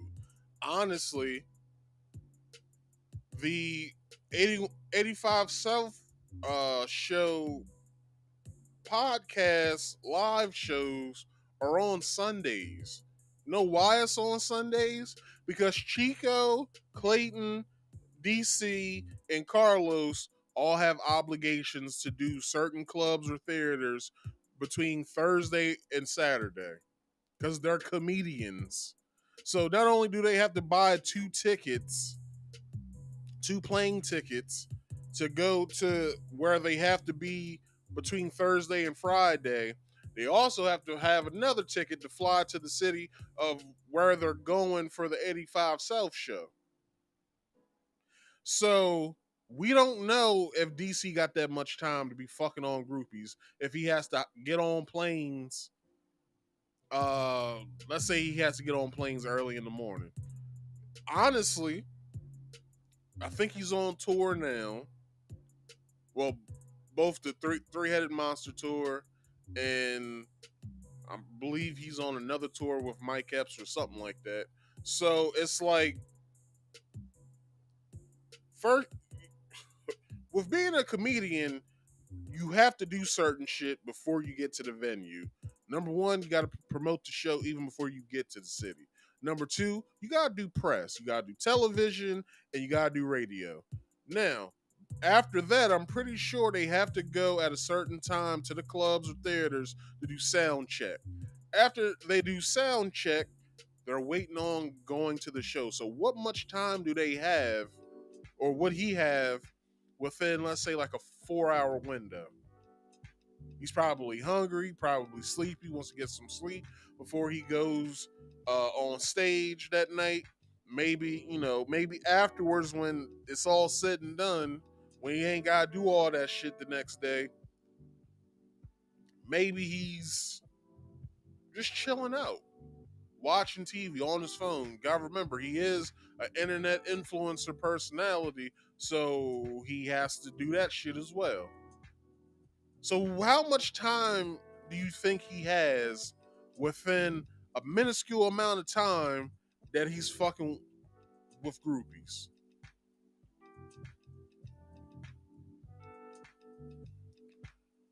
And this is me not saying that I know exactly what he's doing on a day-to-day.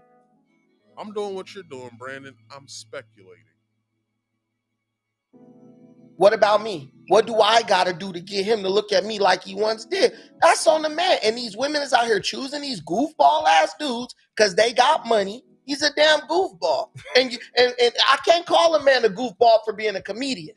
But I can call a man a goofball for letting his damn baby mama go unnecessarily under the knife, knowing we ain't on top of her health, making sure she's 100% fit, knowing that if she go down, you got 3 kids who ain't got a mama. I'm not letting my wife do that. That's how I know she wasn't his wife. It's kind of absurd to say that he don't care about his kids because of that. Exactly. That don't even make sense. That's like, this is what I'm saying though. This is what I'm saying though. That's like somebody with a baby mama because they split up with their baby mama. Now I don't give a fuck about the kids no more. Like, what type of shit is that? Some niggas don't. But that's what I'm saying. But you can't. Okay, I'll take that. You're right, Brandon. 50% of men don't give a fuck about their children after they get rid of their baby mom. Most of them don't. But the other 50% actually do give a damn, who is actually in their kids' lives, even if they're not married or with the woman that they had kids with. Let's also take that with the men who are with the woman that they had kids with, married or not married. They're just in their kids' lives because they give a damn.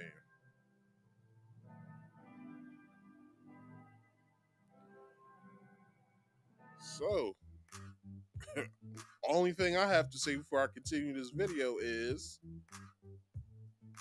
Brandon, you got a lot of fucking balls, dog, to come on camera.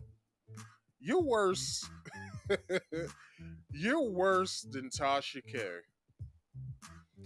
And Tasha K actually has some coof about herself, to be honest, y'all. I can talk as much shit as I want to about Tasha K. Tasha K actually has a little bit of coof about herself. Tasha K wouldn't stoop this low when it comes to saying that somebody doesn't give a fuck about their kids. She wouldn't go that far. And even if she has gone that far, I'm pretty sure she doesn't believe it that much. But Brandon, you showed your hand. Can't just sit here and make an assumption that he don't care about his kids or care about her. And on top of that, by them having money or being in a financial space, he probably not thinking that this surgery is gonna go bad. Yeah. I'm probably thinking I got the best doctors, I got the best there shit. you go. So I'm not thinking from a perspective of this is finna happen. Well, I just think let's get into that.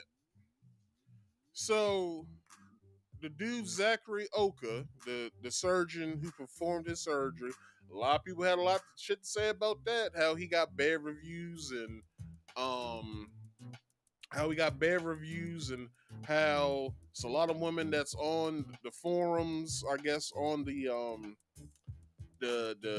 internet page of his or of the company that he works for, and how, you know, this woman on there talking about, you know, he botched me and, you know, I gotta get surgery and I don't look any different than what I did when I went in to the private practice. And they going, they're saying that he's not board certified, but he's like I forgot the terminology that was used, but he's basically not a board certified surgeon, meaning that he either didn't take his test, I guess they have like a verbal and written test.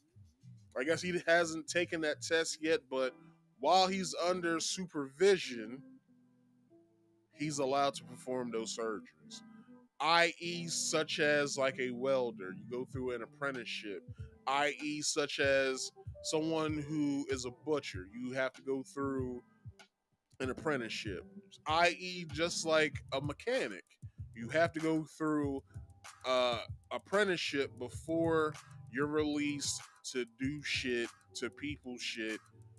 And, you know, they want to know that you have the full knowledge of doing these surgeries without someone looking over your work. Basically, is what this is. So Zach, I'll just call him Zach. So Zach basically wasn't board certified per se, but he does have at least some of the knowledge to do the things that he did. Now, is he a bad surgeon?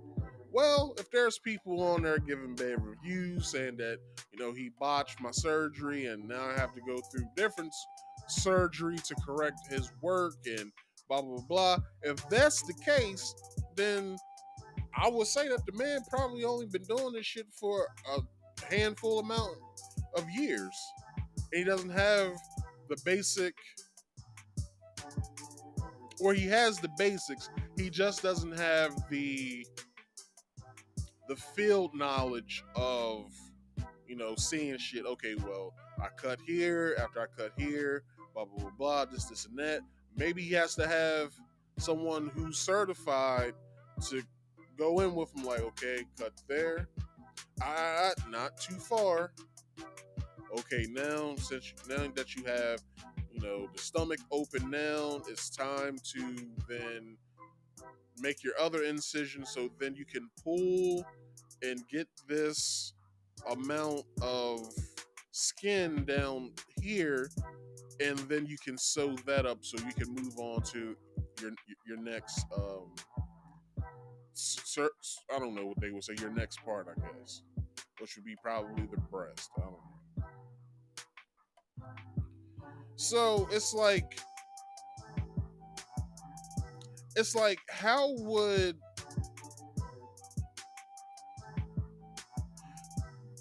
could we know that this man, because we never heard of this guy. Dr. Most people kept saying that I kept hearing about this shit. Why did she go to Dr. Miami? Maybe she didn't have Dr. Miami money. Because maybe on average, a surgery like that costs, let's say, $15,000. Or let's up it. Let's say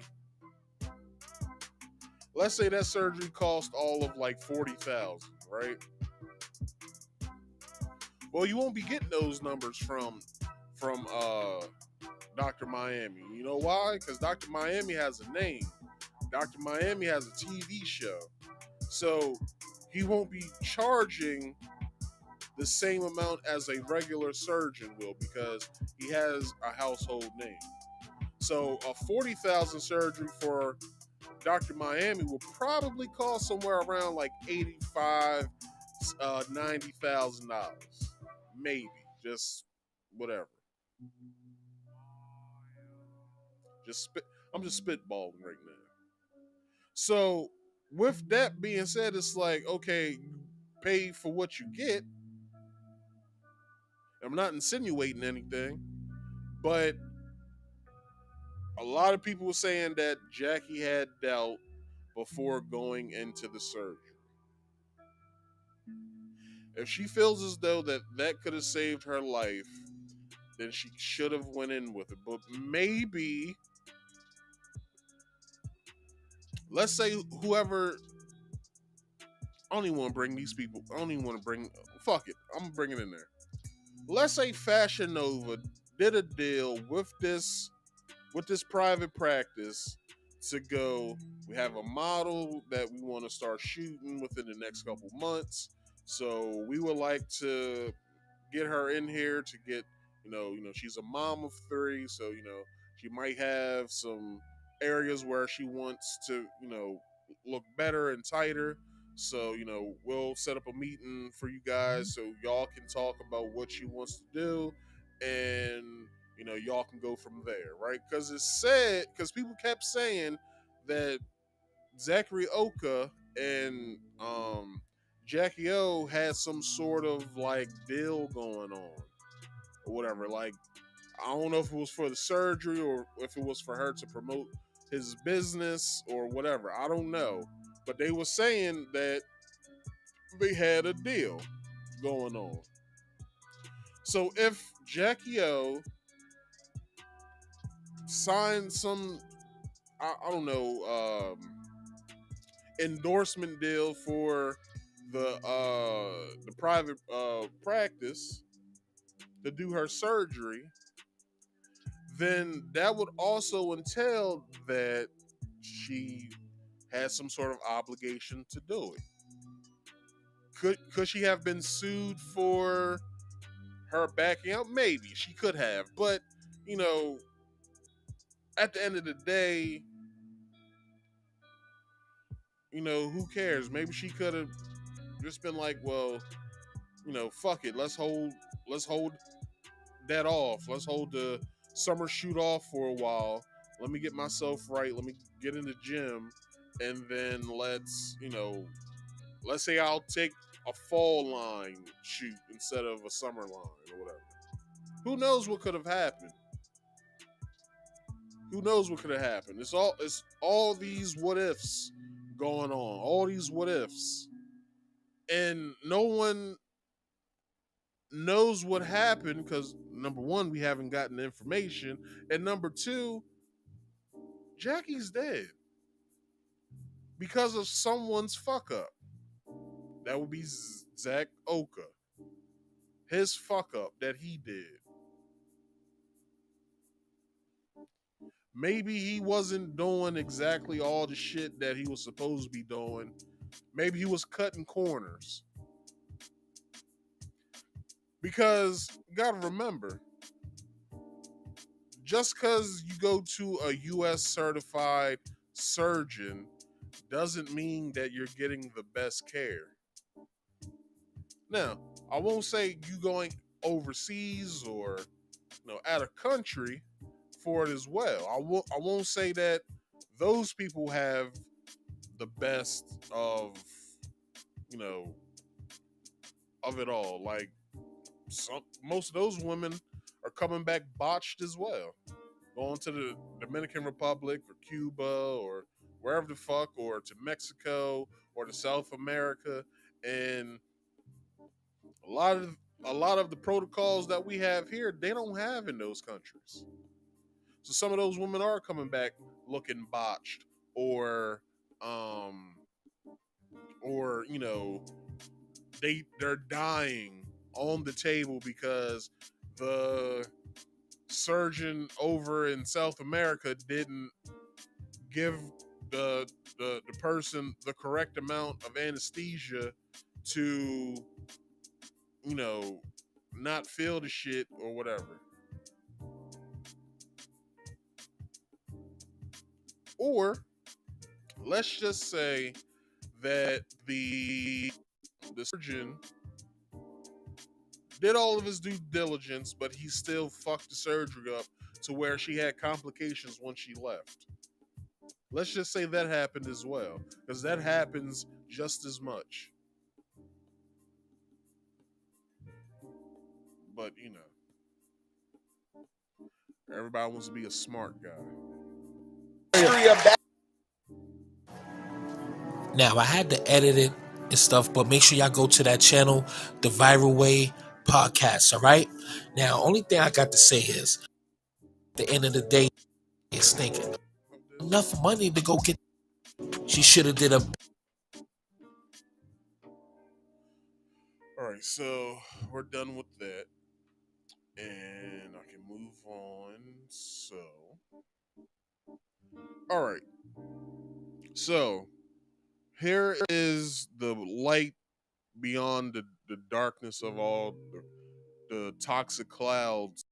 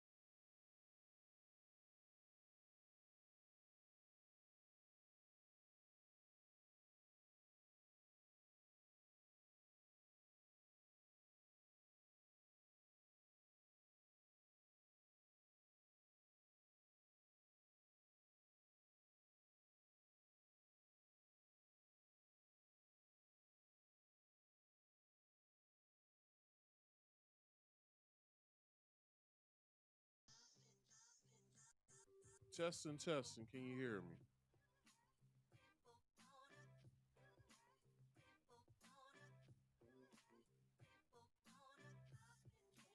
All right, cool. I don't know what happened. I'll have to check it. See if I got a strike or anything. Maybe somebody got the britches in a knot. I don't have any restrictions. I don't know what the fuck's going on. I don't know. I don't know what happened, y'all. But let's continue this.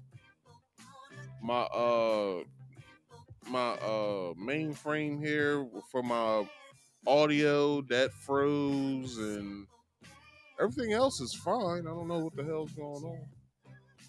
Anyway, everything's fine now. You can hear me. So okay.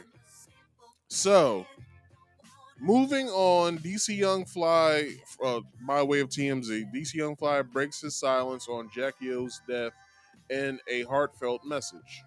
So DC Young Fly is breaking his silence on the death of his known and promising, I'm sorry, to his longtime partner Jacky Oh, calling her the greatest mother he's ever known, and promises to tell their kids how amazing she was for the rest of their lives.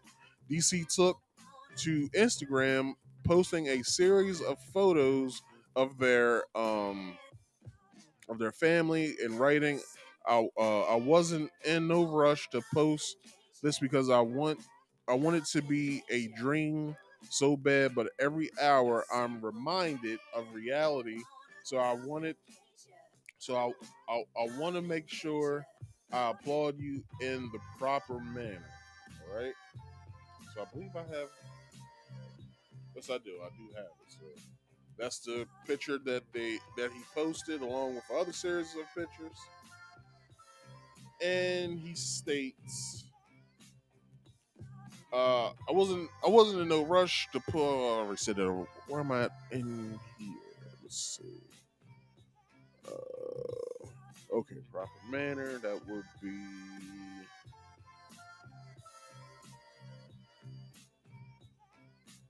All right. You are the greatest mother I know. Your soul was beautiful. You always wanted the best for others.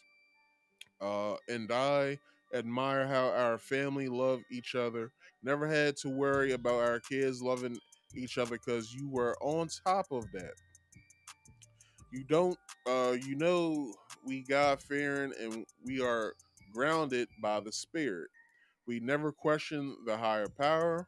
We roll with the punches and continue to live righteous.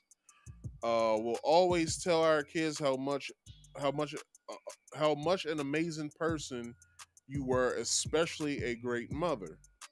You know how our last convo went. I pray for you, and now we are here, but it's okay. We will continue to pray and hold on to our faith because that's all we know. Love you forever, and our kids are super strong. They helping me with my tranquility. No cap. Uh, you with me forever. The queen of my children will always have a spot in my heart, and in the paradise. You gonna get me for that, but it's true. Love you forever.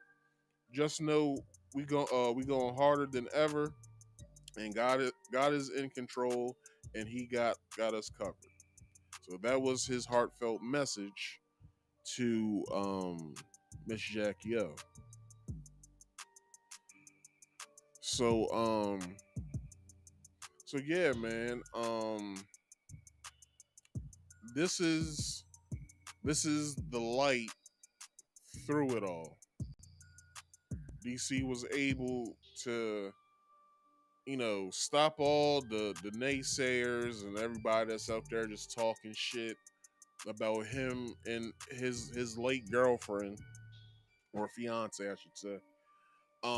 Because whose business is it other than his and his children and his family and her family to mourn her and her friends and stuff and his friends. So it's like, why is it that it's any of our business to pry, like, to basically, like, the shit that people are saying can knock the wind out of somebody's sails. It's like, come on, yo. Like, you have no sort of proof about yourself to where you have to sit here and talk ill of the dead. This is basically what people have been doing this entire fucking time, is speaking ill of the dead. Like, who the fuck raised y'all? Like seriously, look me in my face. Who the fuck raised y'all? Like, y'all shouldn't be out here online talking about, well, it's her fault, blah, blah, blah, blah, this, and that. And if she would have never did this, it's like, how about you show some fucking compassion? Somebody's loved one just died. 3 children just lost their mother. Through all the bullshit, I probably listened to maybe 2 videos that basically was degrading all y'all worthless motherfuckers that's out there just saying whatever the fuck y'all want to say. 2 out of the, let's say it was 50 videos I watched. So 2 out of 48 videos, I'm sorry, 2 out of 50 videos, 48 of them was some fuck shit. Y'all make that make sense. It makes entirely no fucking sense. But, everybody got to be a wise ass these days. Everybody knows everything. But, as I said earlier in this episode, DC and and your family and her family, you guys are in my prayers, as well as Jacky Oh is in my prayers. Take that time, DC.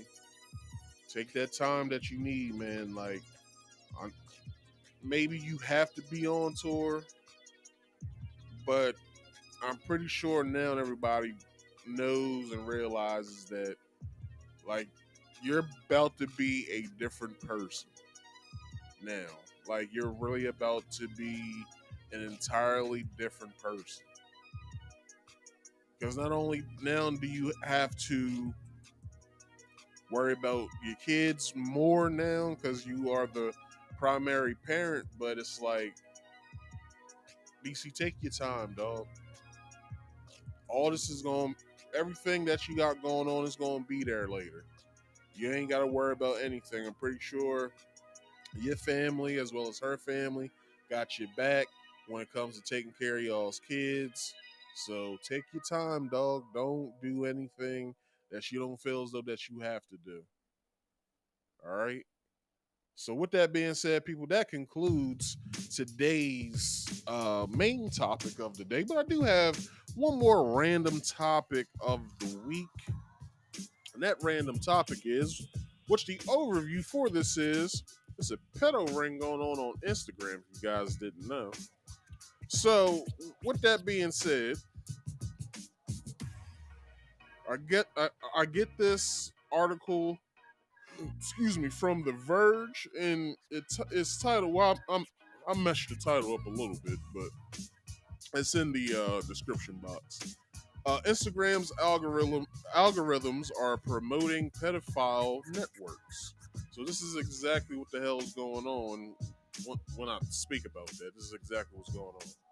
Instagram is being used by a network of child pornography distributors to commission and sell child sexual abuse material openly, according to a report.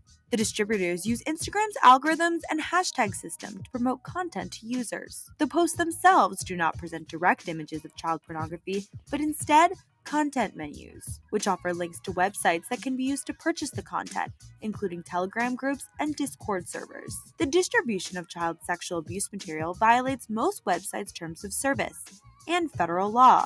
A report from the Stanford Internet Observatory found Instagram serves as a key discovery mechanism for the network of distributors, in large part due to its effective recommendation algorithm. The report estimates the network has between 500 and 1,000 accounts. Meta, the parent company of Instagram, acknowledged flaws within its anti-child pornography enforcement operation and said it was creating an internal task force to look into these networks. The company claimed Instagram has taken down 27 child pornography networks and intends to remove more.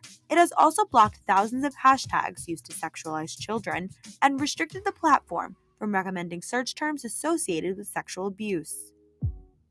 All right. So with that being said, let's take a 2-minute break. I gotta use the bathroom. So 2 minutes, we'll be right back here.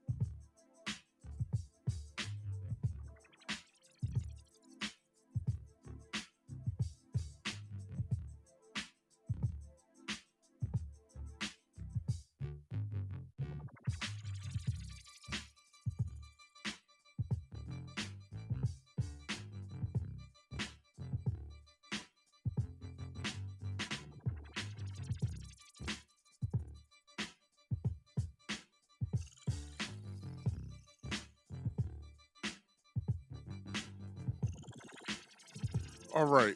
So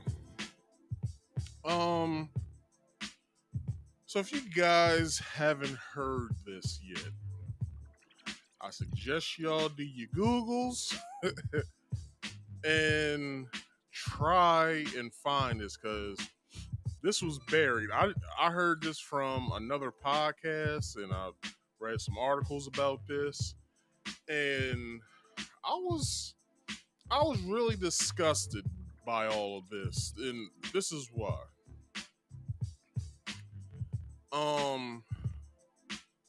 I was disgusted by it because this isn't the only place where this is going on at. I hope you guys know this.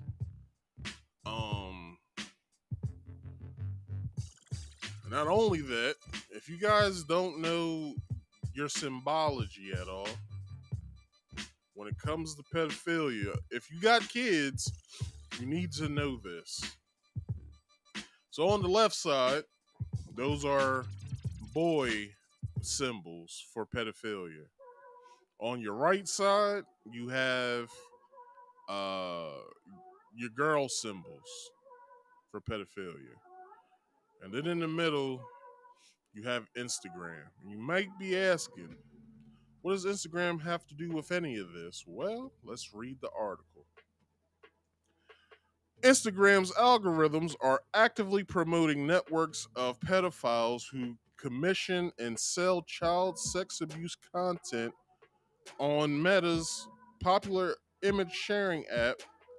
A joint investigation from the Wall Street Journal and academics at Stanford University and the University of Massachusetts, Amherst, has revealed that extent to which Instagram's recommendation systems connects pedophiles and guides them to content sellers. Accounts found by the researchers and advertised using blatant and explicit hashtags like pedo whore, preteen sex, and pedobait. They offer menus of content for users to buy or commission, including videos and imagery of self-harm and bestiality. When researchers set up a test account and view content shared by these networks, they immediately recommended more accounts to follow, as the Wall Street Journal reports. Following just a handful of these recommendations was enough to flood a test account with content that sexualizes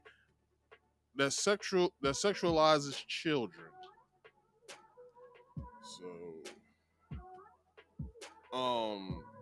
So is this the point that I need to stop at? If not, I'll stop here. So, somewhere I found this. I found this thing, right? So what it states is,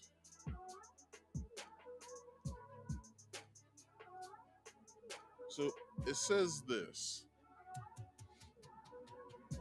It says how pedophiles evade being caught. It says pedophiles on Instagram use an emoji system to talk in code about the illicit content they were facilitating. For example, an emoji of a map would mean map or minor attracted person. Let me stop there real fast.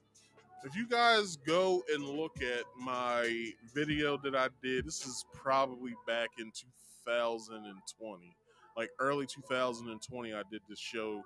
If it wasn't 2020, it was 2021, called What You Don't Know About Pedophilia. And when I did this, I've talked about this ad nauseum as well. So I did this video, and with that video, it entailed a lot of things that we basically didn't know about, pedophiles. So with that being said, so when I made the video, I took 2 weeks in researching this shit. Like 2 entire weeks.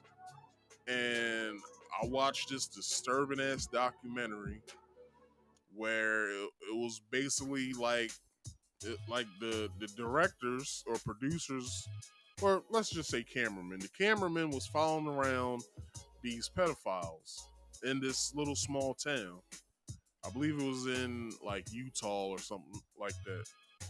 So it was this little ass town in Utah. And one of the guys that was being followed, he stopped at like a I think it was like a Little Caesars or something. It was like these 13-year-old boys like out there like, buying some pizza and stuff like that on their skateboards and bikes and stuff. And the guy just walked up to these kids and was, just started asking them questions. And then there was another guy. He was like the known pedophile in the town. And he was protesting to like have rights and stuff like that in that town. And what else did I see? It was like this other, he was like an older gentleman. I believe he was locked up for it. And I think they were just following him around because I guess he had just got out or something like that. And he was just like, just telling his story of how he feels like, it should be legal and shit like that. I go in like, I think that episode's like an hour and a half. And I'm just giving y'all like info. I'm just spewing all this shit out. Like a lot of people now who talk about this stuff, they're late to me. I've already talked about this. Like when it came to talking about the map stuff, I was talking about that in that video. how minor attracted persons, the acronym is MAPS. And it's some other things I had got into to where when I see it now, I'm like, these motherfuckers is late. Like, I've been talking about all this shit. And I also get into in that video, and I'm about to say it now, how once certain legislation went through for LGBTQ, and I said, and I was basically parroting somebody. I basically said how the pedophiles will use that as a way of trying to solidify their opinions on why they think their lifestyle should be legalized. And what do we get? You know what I spoke about in that video? Trans Story Hour. And how some of the trans women that are in these story hours are fucking convicted pedophiles. Like when I hear a lot of these people talk about this shit now, I tune it the fuck out because I've already spoke about it. You're late. Get yourself together. Make sure you cross all your T's and dot your I's because I've been down this road already. I'm waiting for everybody to catch the fuck up.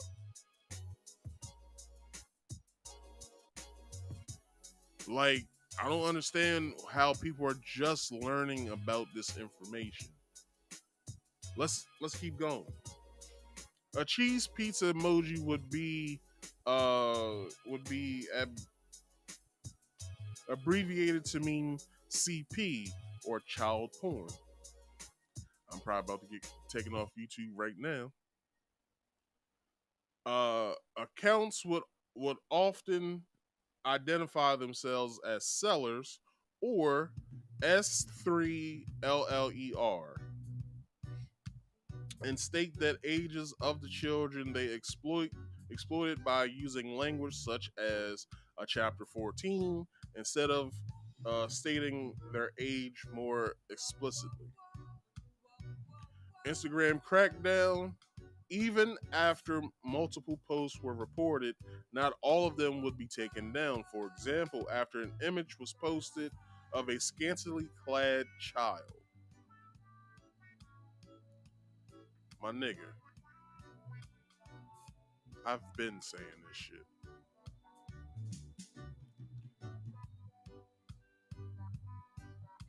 I've been saying this shit.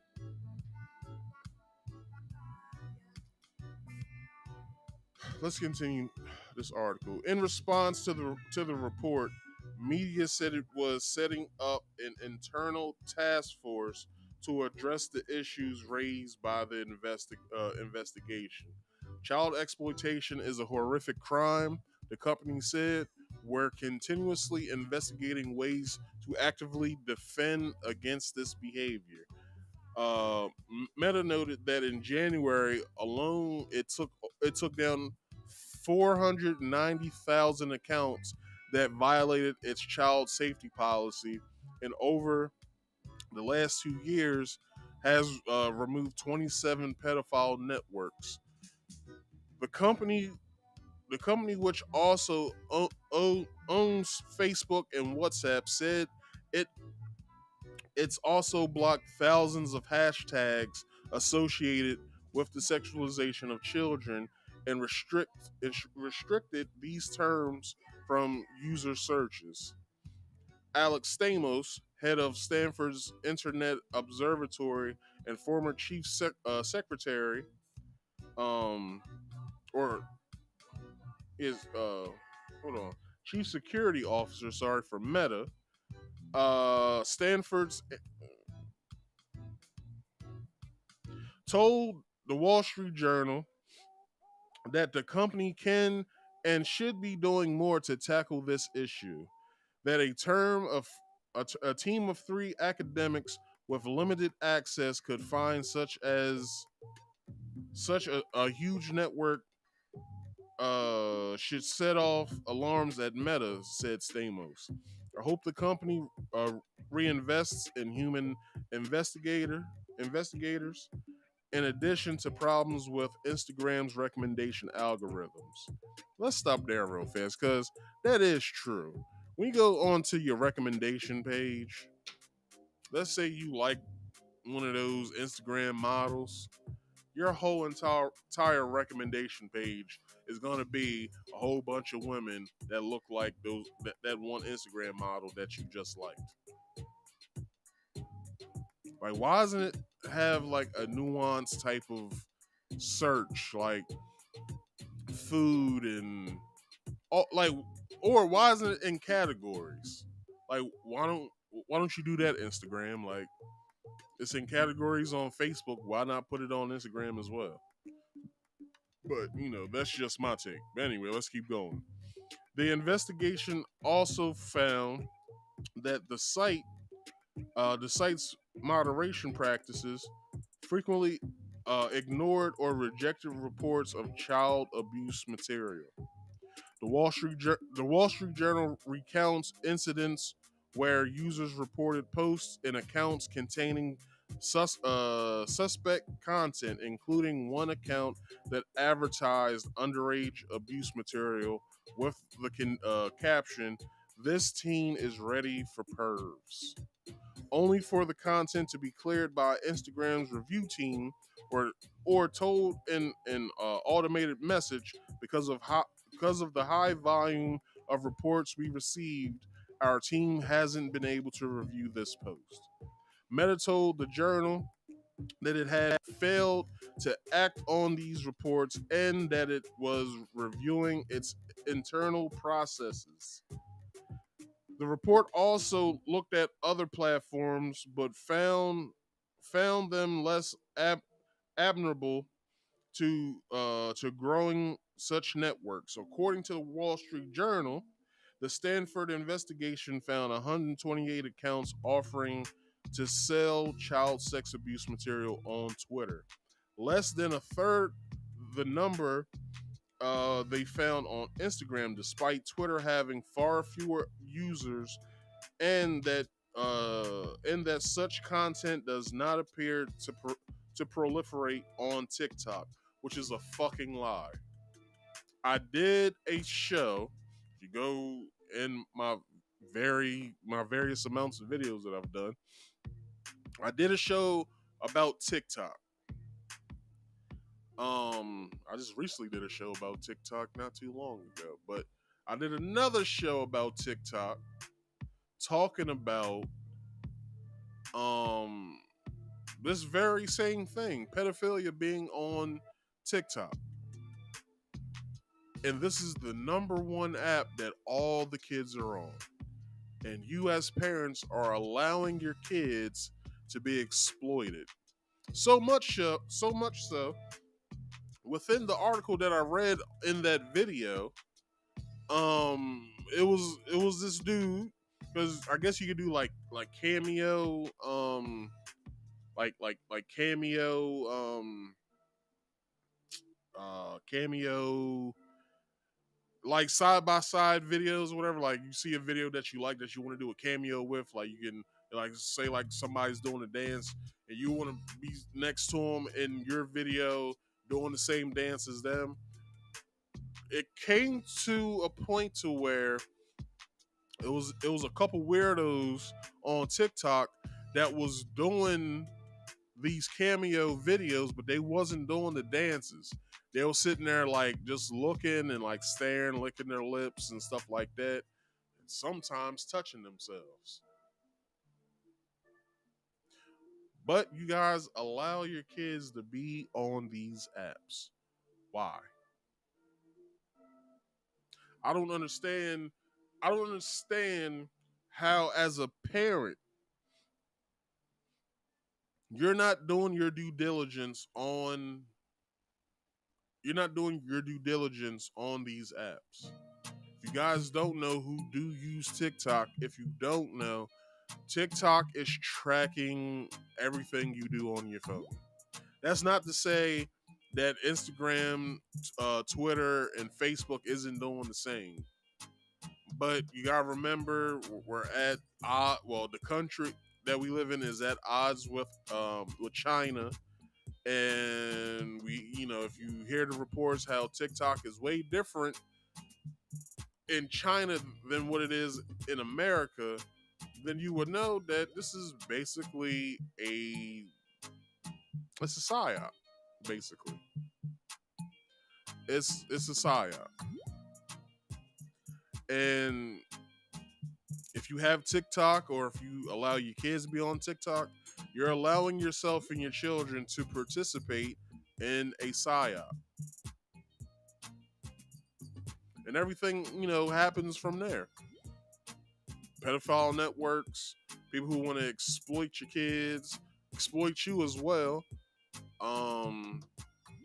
Gotta remember, people on Instagram and Facebook and Twitter, they, you can get hacked on these apps, and now you gotta make a whole new account all over again. Who's to say that that's not happening on TikTok?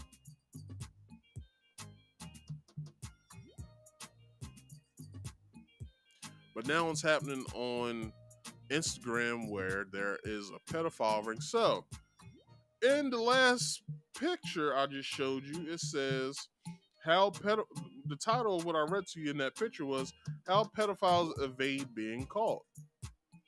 They have collaborative language that they use with each other. So this story's hot right now, right? That's not to say that they didn't move, and I'm saying this word lightly, that I'm about to say, that they're moving their services to another platform. Who's to say that they're not going to go to Facebook next? Who's to say that they're not going to go to Twitter next? Or Snapchat? Or Kick? Or you name the social network. It could be shit here on YouTube. We would never know. Because what is it? What is it, like 100,000 videos get uploaded every minute or something like that on YouTube? That if they have material like this here on YouTube, it's buried below the bullshit. Like, who could catch it?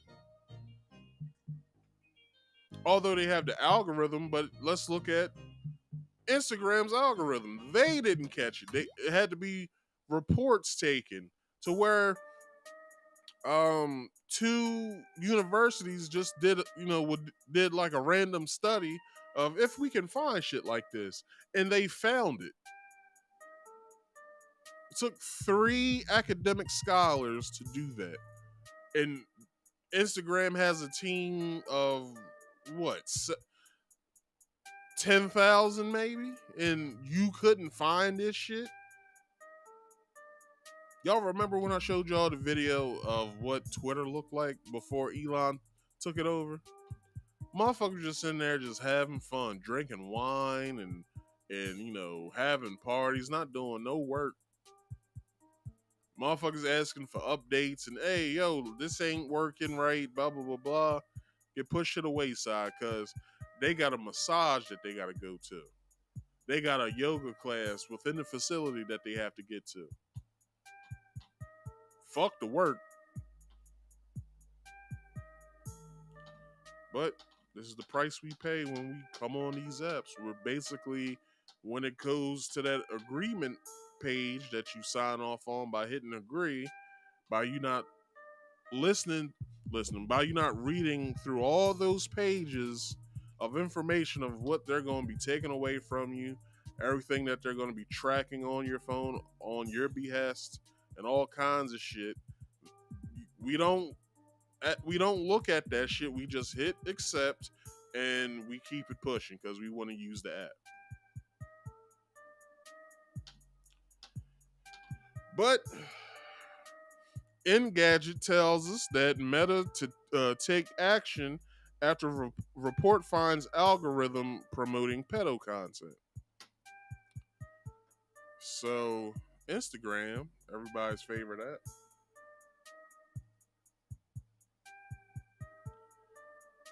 Meta has set up an internal task force after reporters and researchers discovered its system helped connect and promote a vast network of accounts devoted to underage sex content, the Wall Street Journal has reported.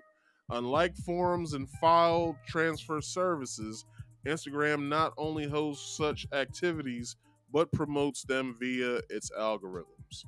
The company acknowledged. Am I on the right place? Oh yeah, the company acknowledged enforcement enforcement problems and has taken action, including restricting its system from recommending searches associated with sex abuse. Child exploitation is a horrific crime, Meta told the Wall Street Journal in a statement. We're continuously investigating ways to actively defend against this behavior. Along with the task force, Meta told reporters that it is working on blocking child sexual abuse material (CSAM) networks and taking steps to change its system. In the last 2 years, it has taken down 27 pedophile networks and is working on removing more.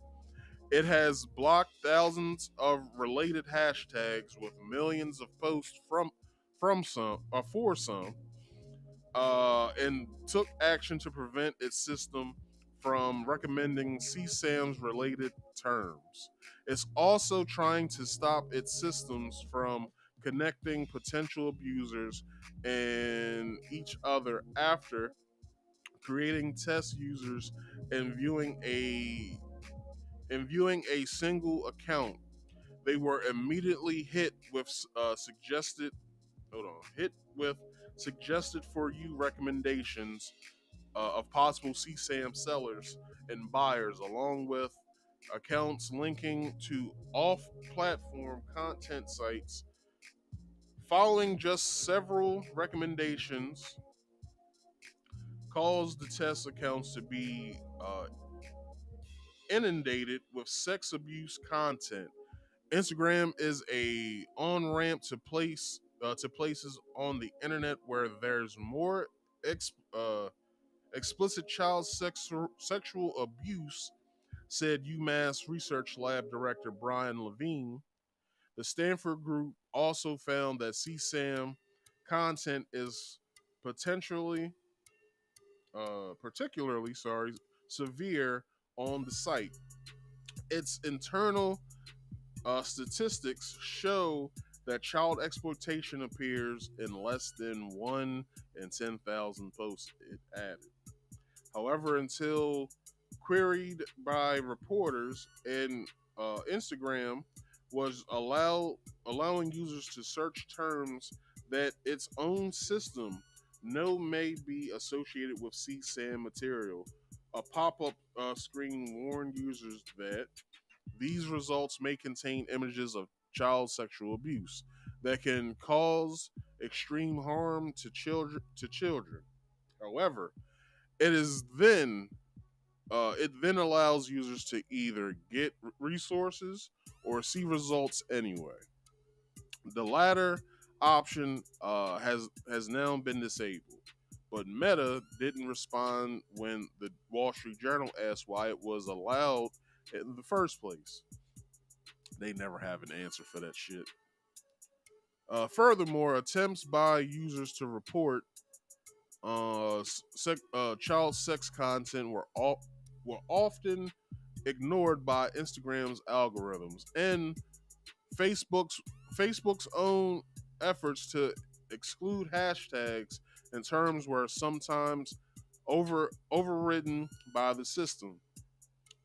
Before I go any further,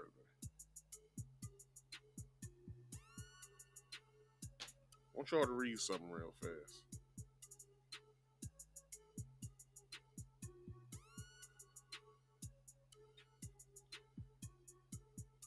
Let me enlarge this as big as possible. How pedophiles evade being caught. Just because they had a system on Instagram doesn't mean that they don't have a system on Facebook. Doesn't mean that they don't have a system on Twitter. Doesn't mean they don't have a system on Snapchat. Doesn't mean that they don't have a system on YouTube. Doesn't mean that they don't have a system on Kick or you name the fucking site. Just because y'all taking it down one place doesn't mean that they don't have another system to where that they can still do the same shit on elsewhere. It like they have to be more diligent at what they're doing. Like, why have all these people on hand if you just allow them to do nothing all day? You're paying them thousands of dollars, tens of thousands of dollars every fucking, 2 weeks, if not a month, to do this work. But at the same time, we don't know how this got there. Well, why didn't you take that on in the first place? Well, no comment at this point in time. It's like, what the fuck are you talking about, yo? It's like, what the fuck are y'all talking about? Like, get the fuck out my face on the internet, as Brian Redman would say. Get the fuck out my face on the internet.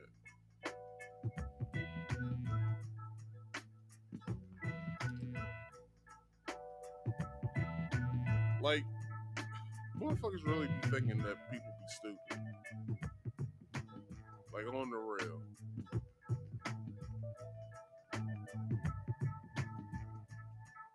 Like, why y'all think we stupid?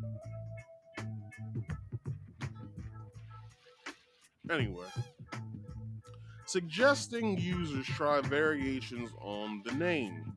In testing, researchers found that viewing even one underage seller account caused the algorithm to recommend new ones.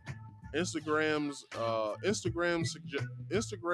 suggestions were helping to rebuild the network that the platform's own safety staff was in the middle of trying to dismantle.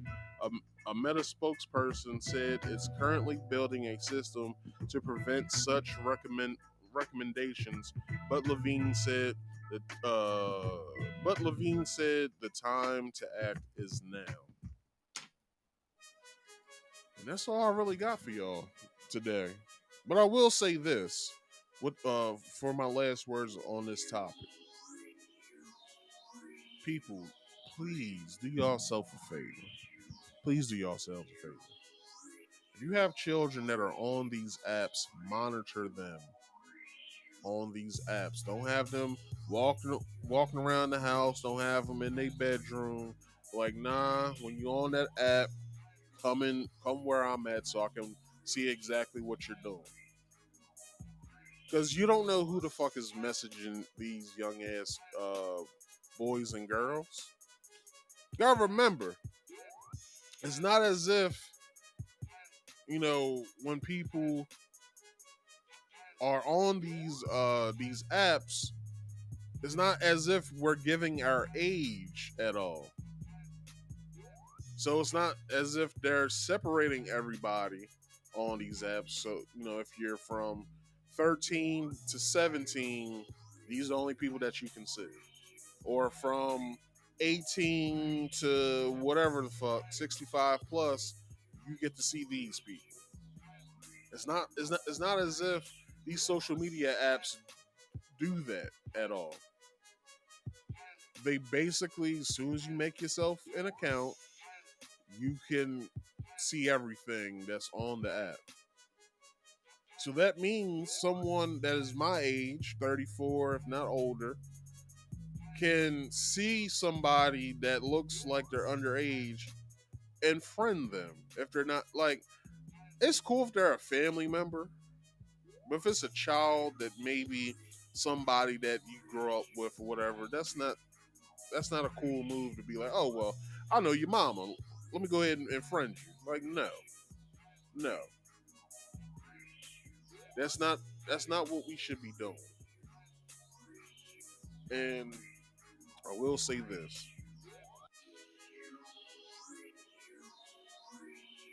we need to protect our children better than better than what we're doing now. Because it's crazy that we're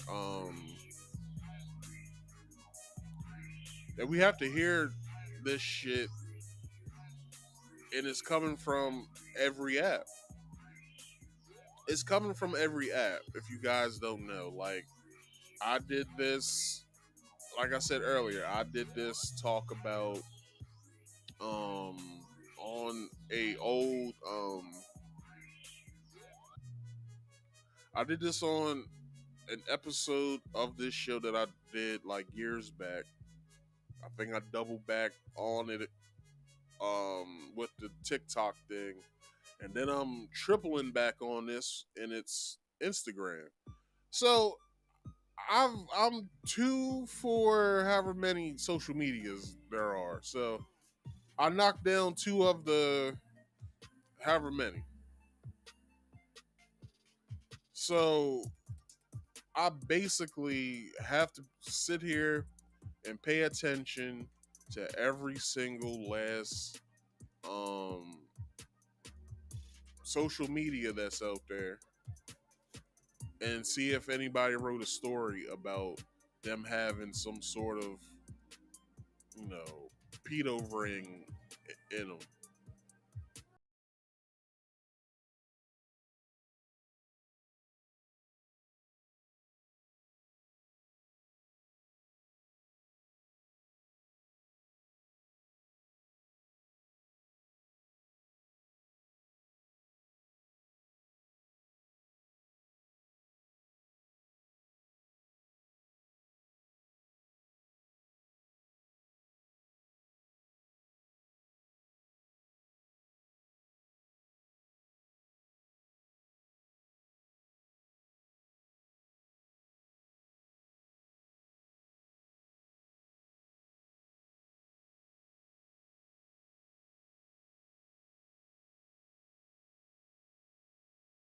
Happening with my sound, yo, like this shit is crazy.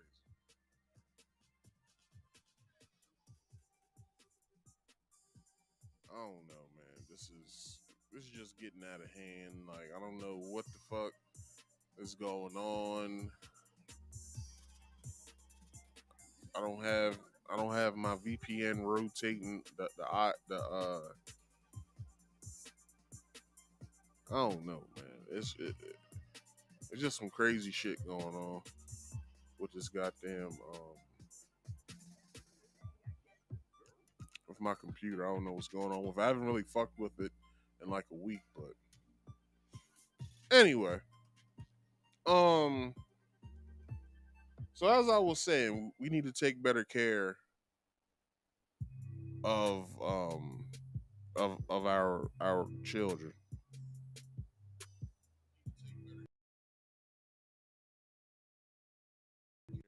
Of our children because you know who knows what's really going on these apps. Like who really knows?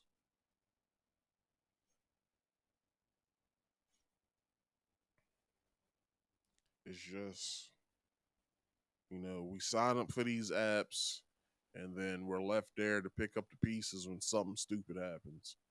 And then when we try to get in contact with, you know, these apps, we have to wait 7 to 10 business days for them to look at something.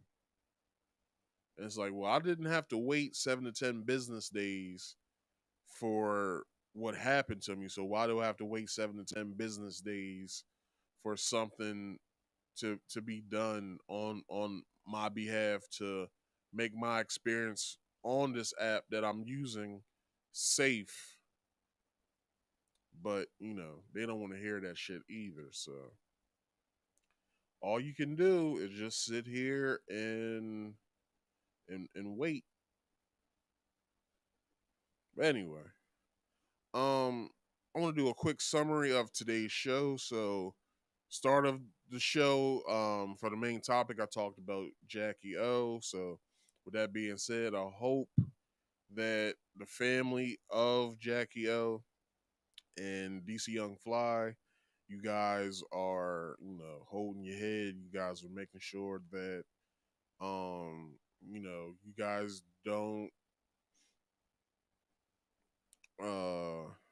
take any of what Jacky did in her life in vain, and hope you guys get to that place to where you guys can deal and get your happiness back while still remembering what she did while she was here on this earth.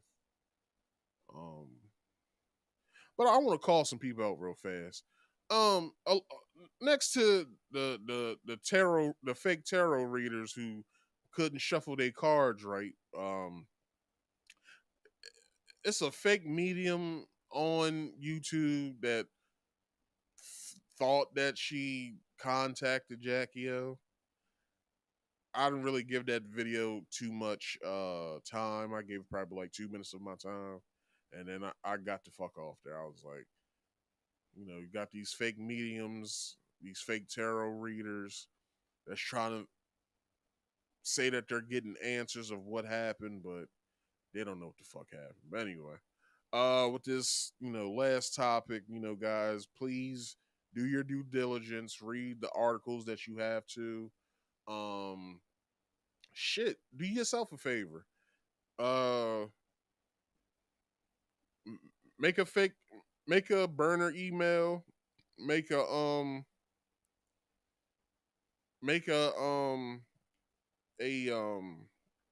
an account that y'all can see what's going on out here.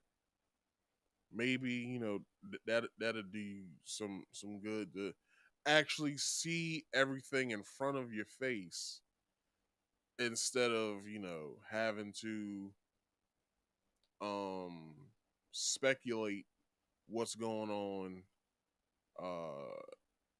these social media sites that you probably didn't think in a million years would happen.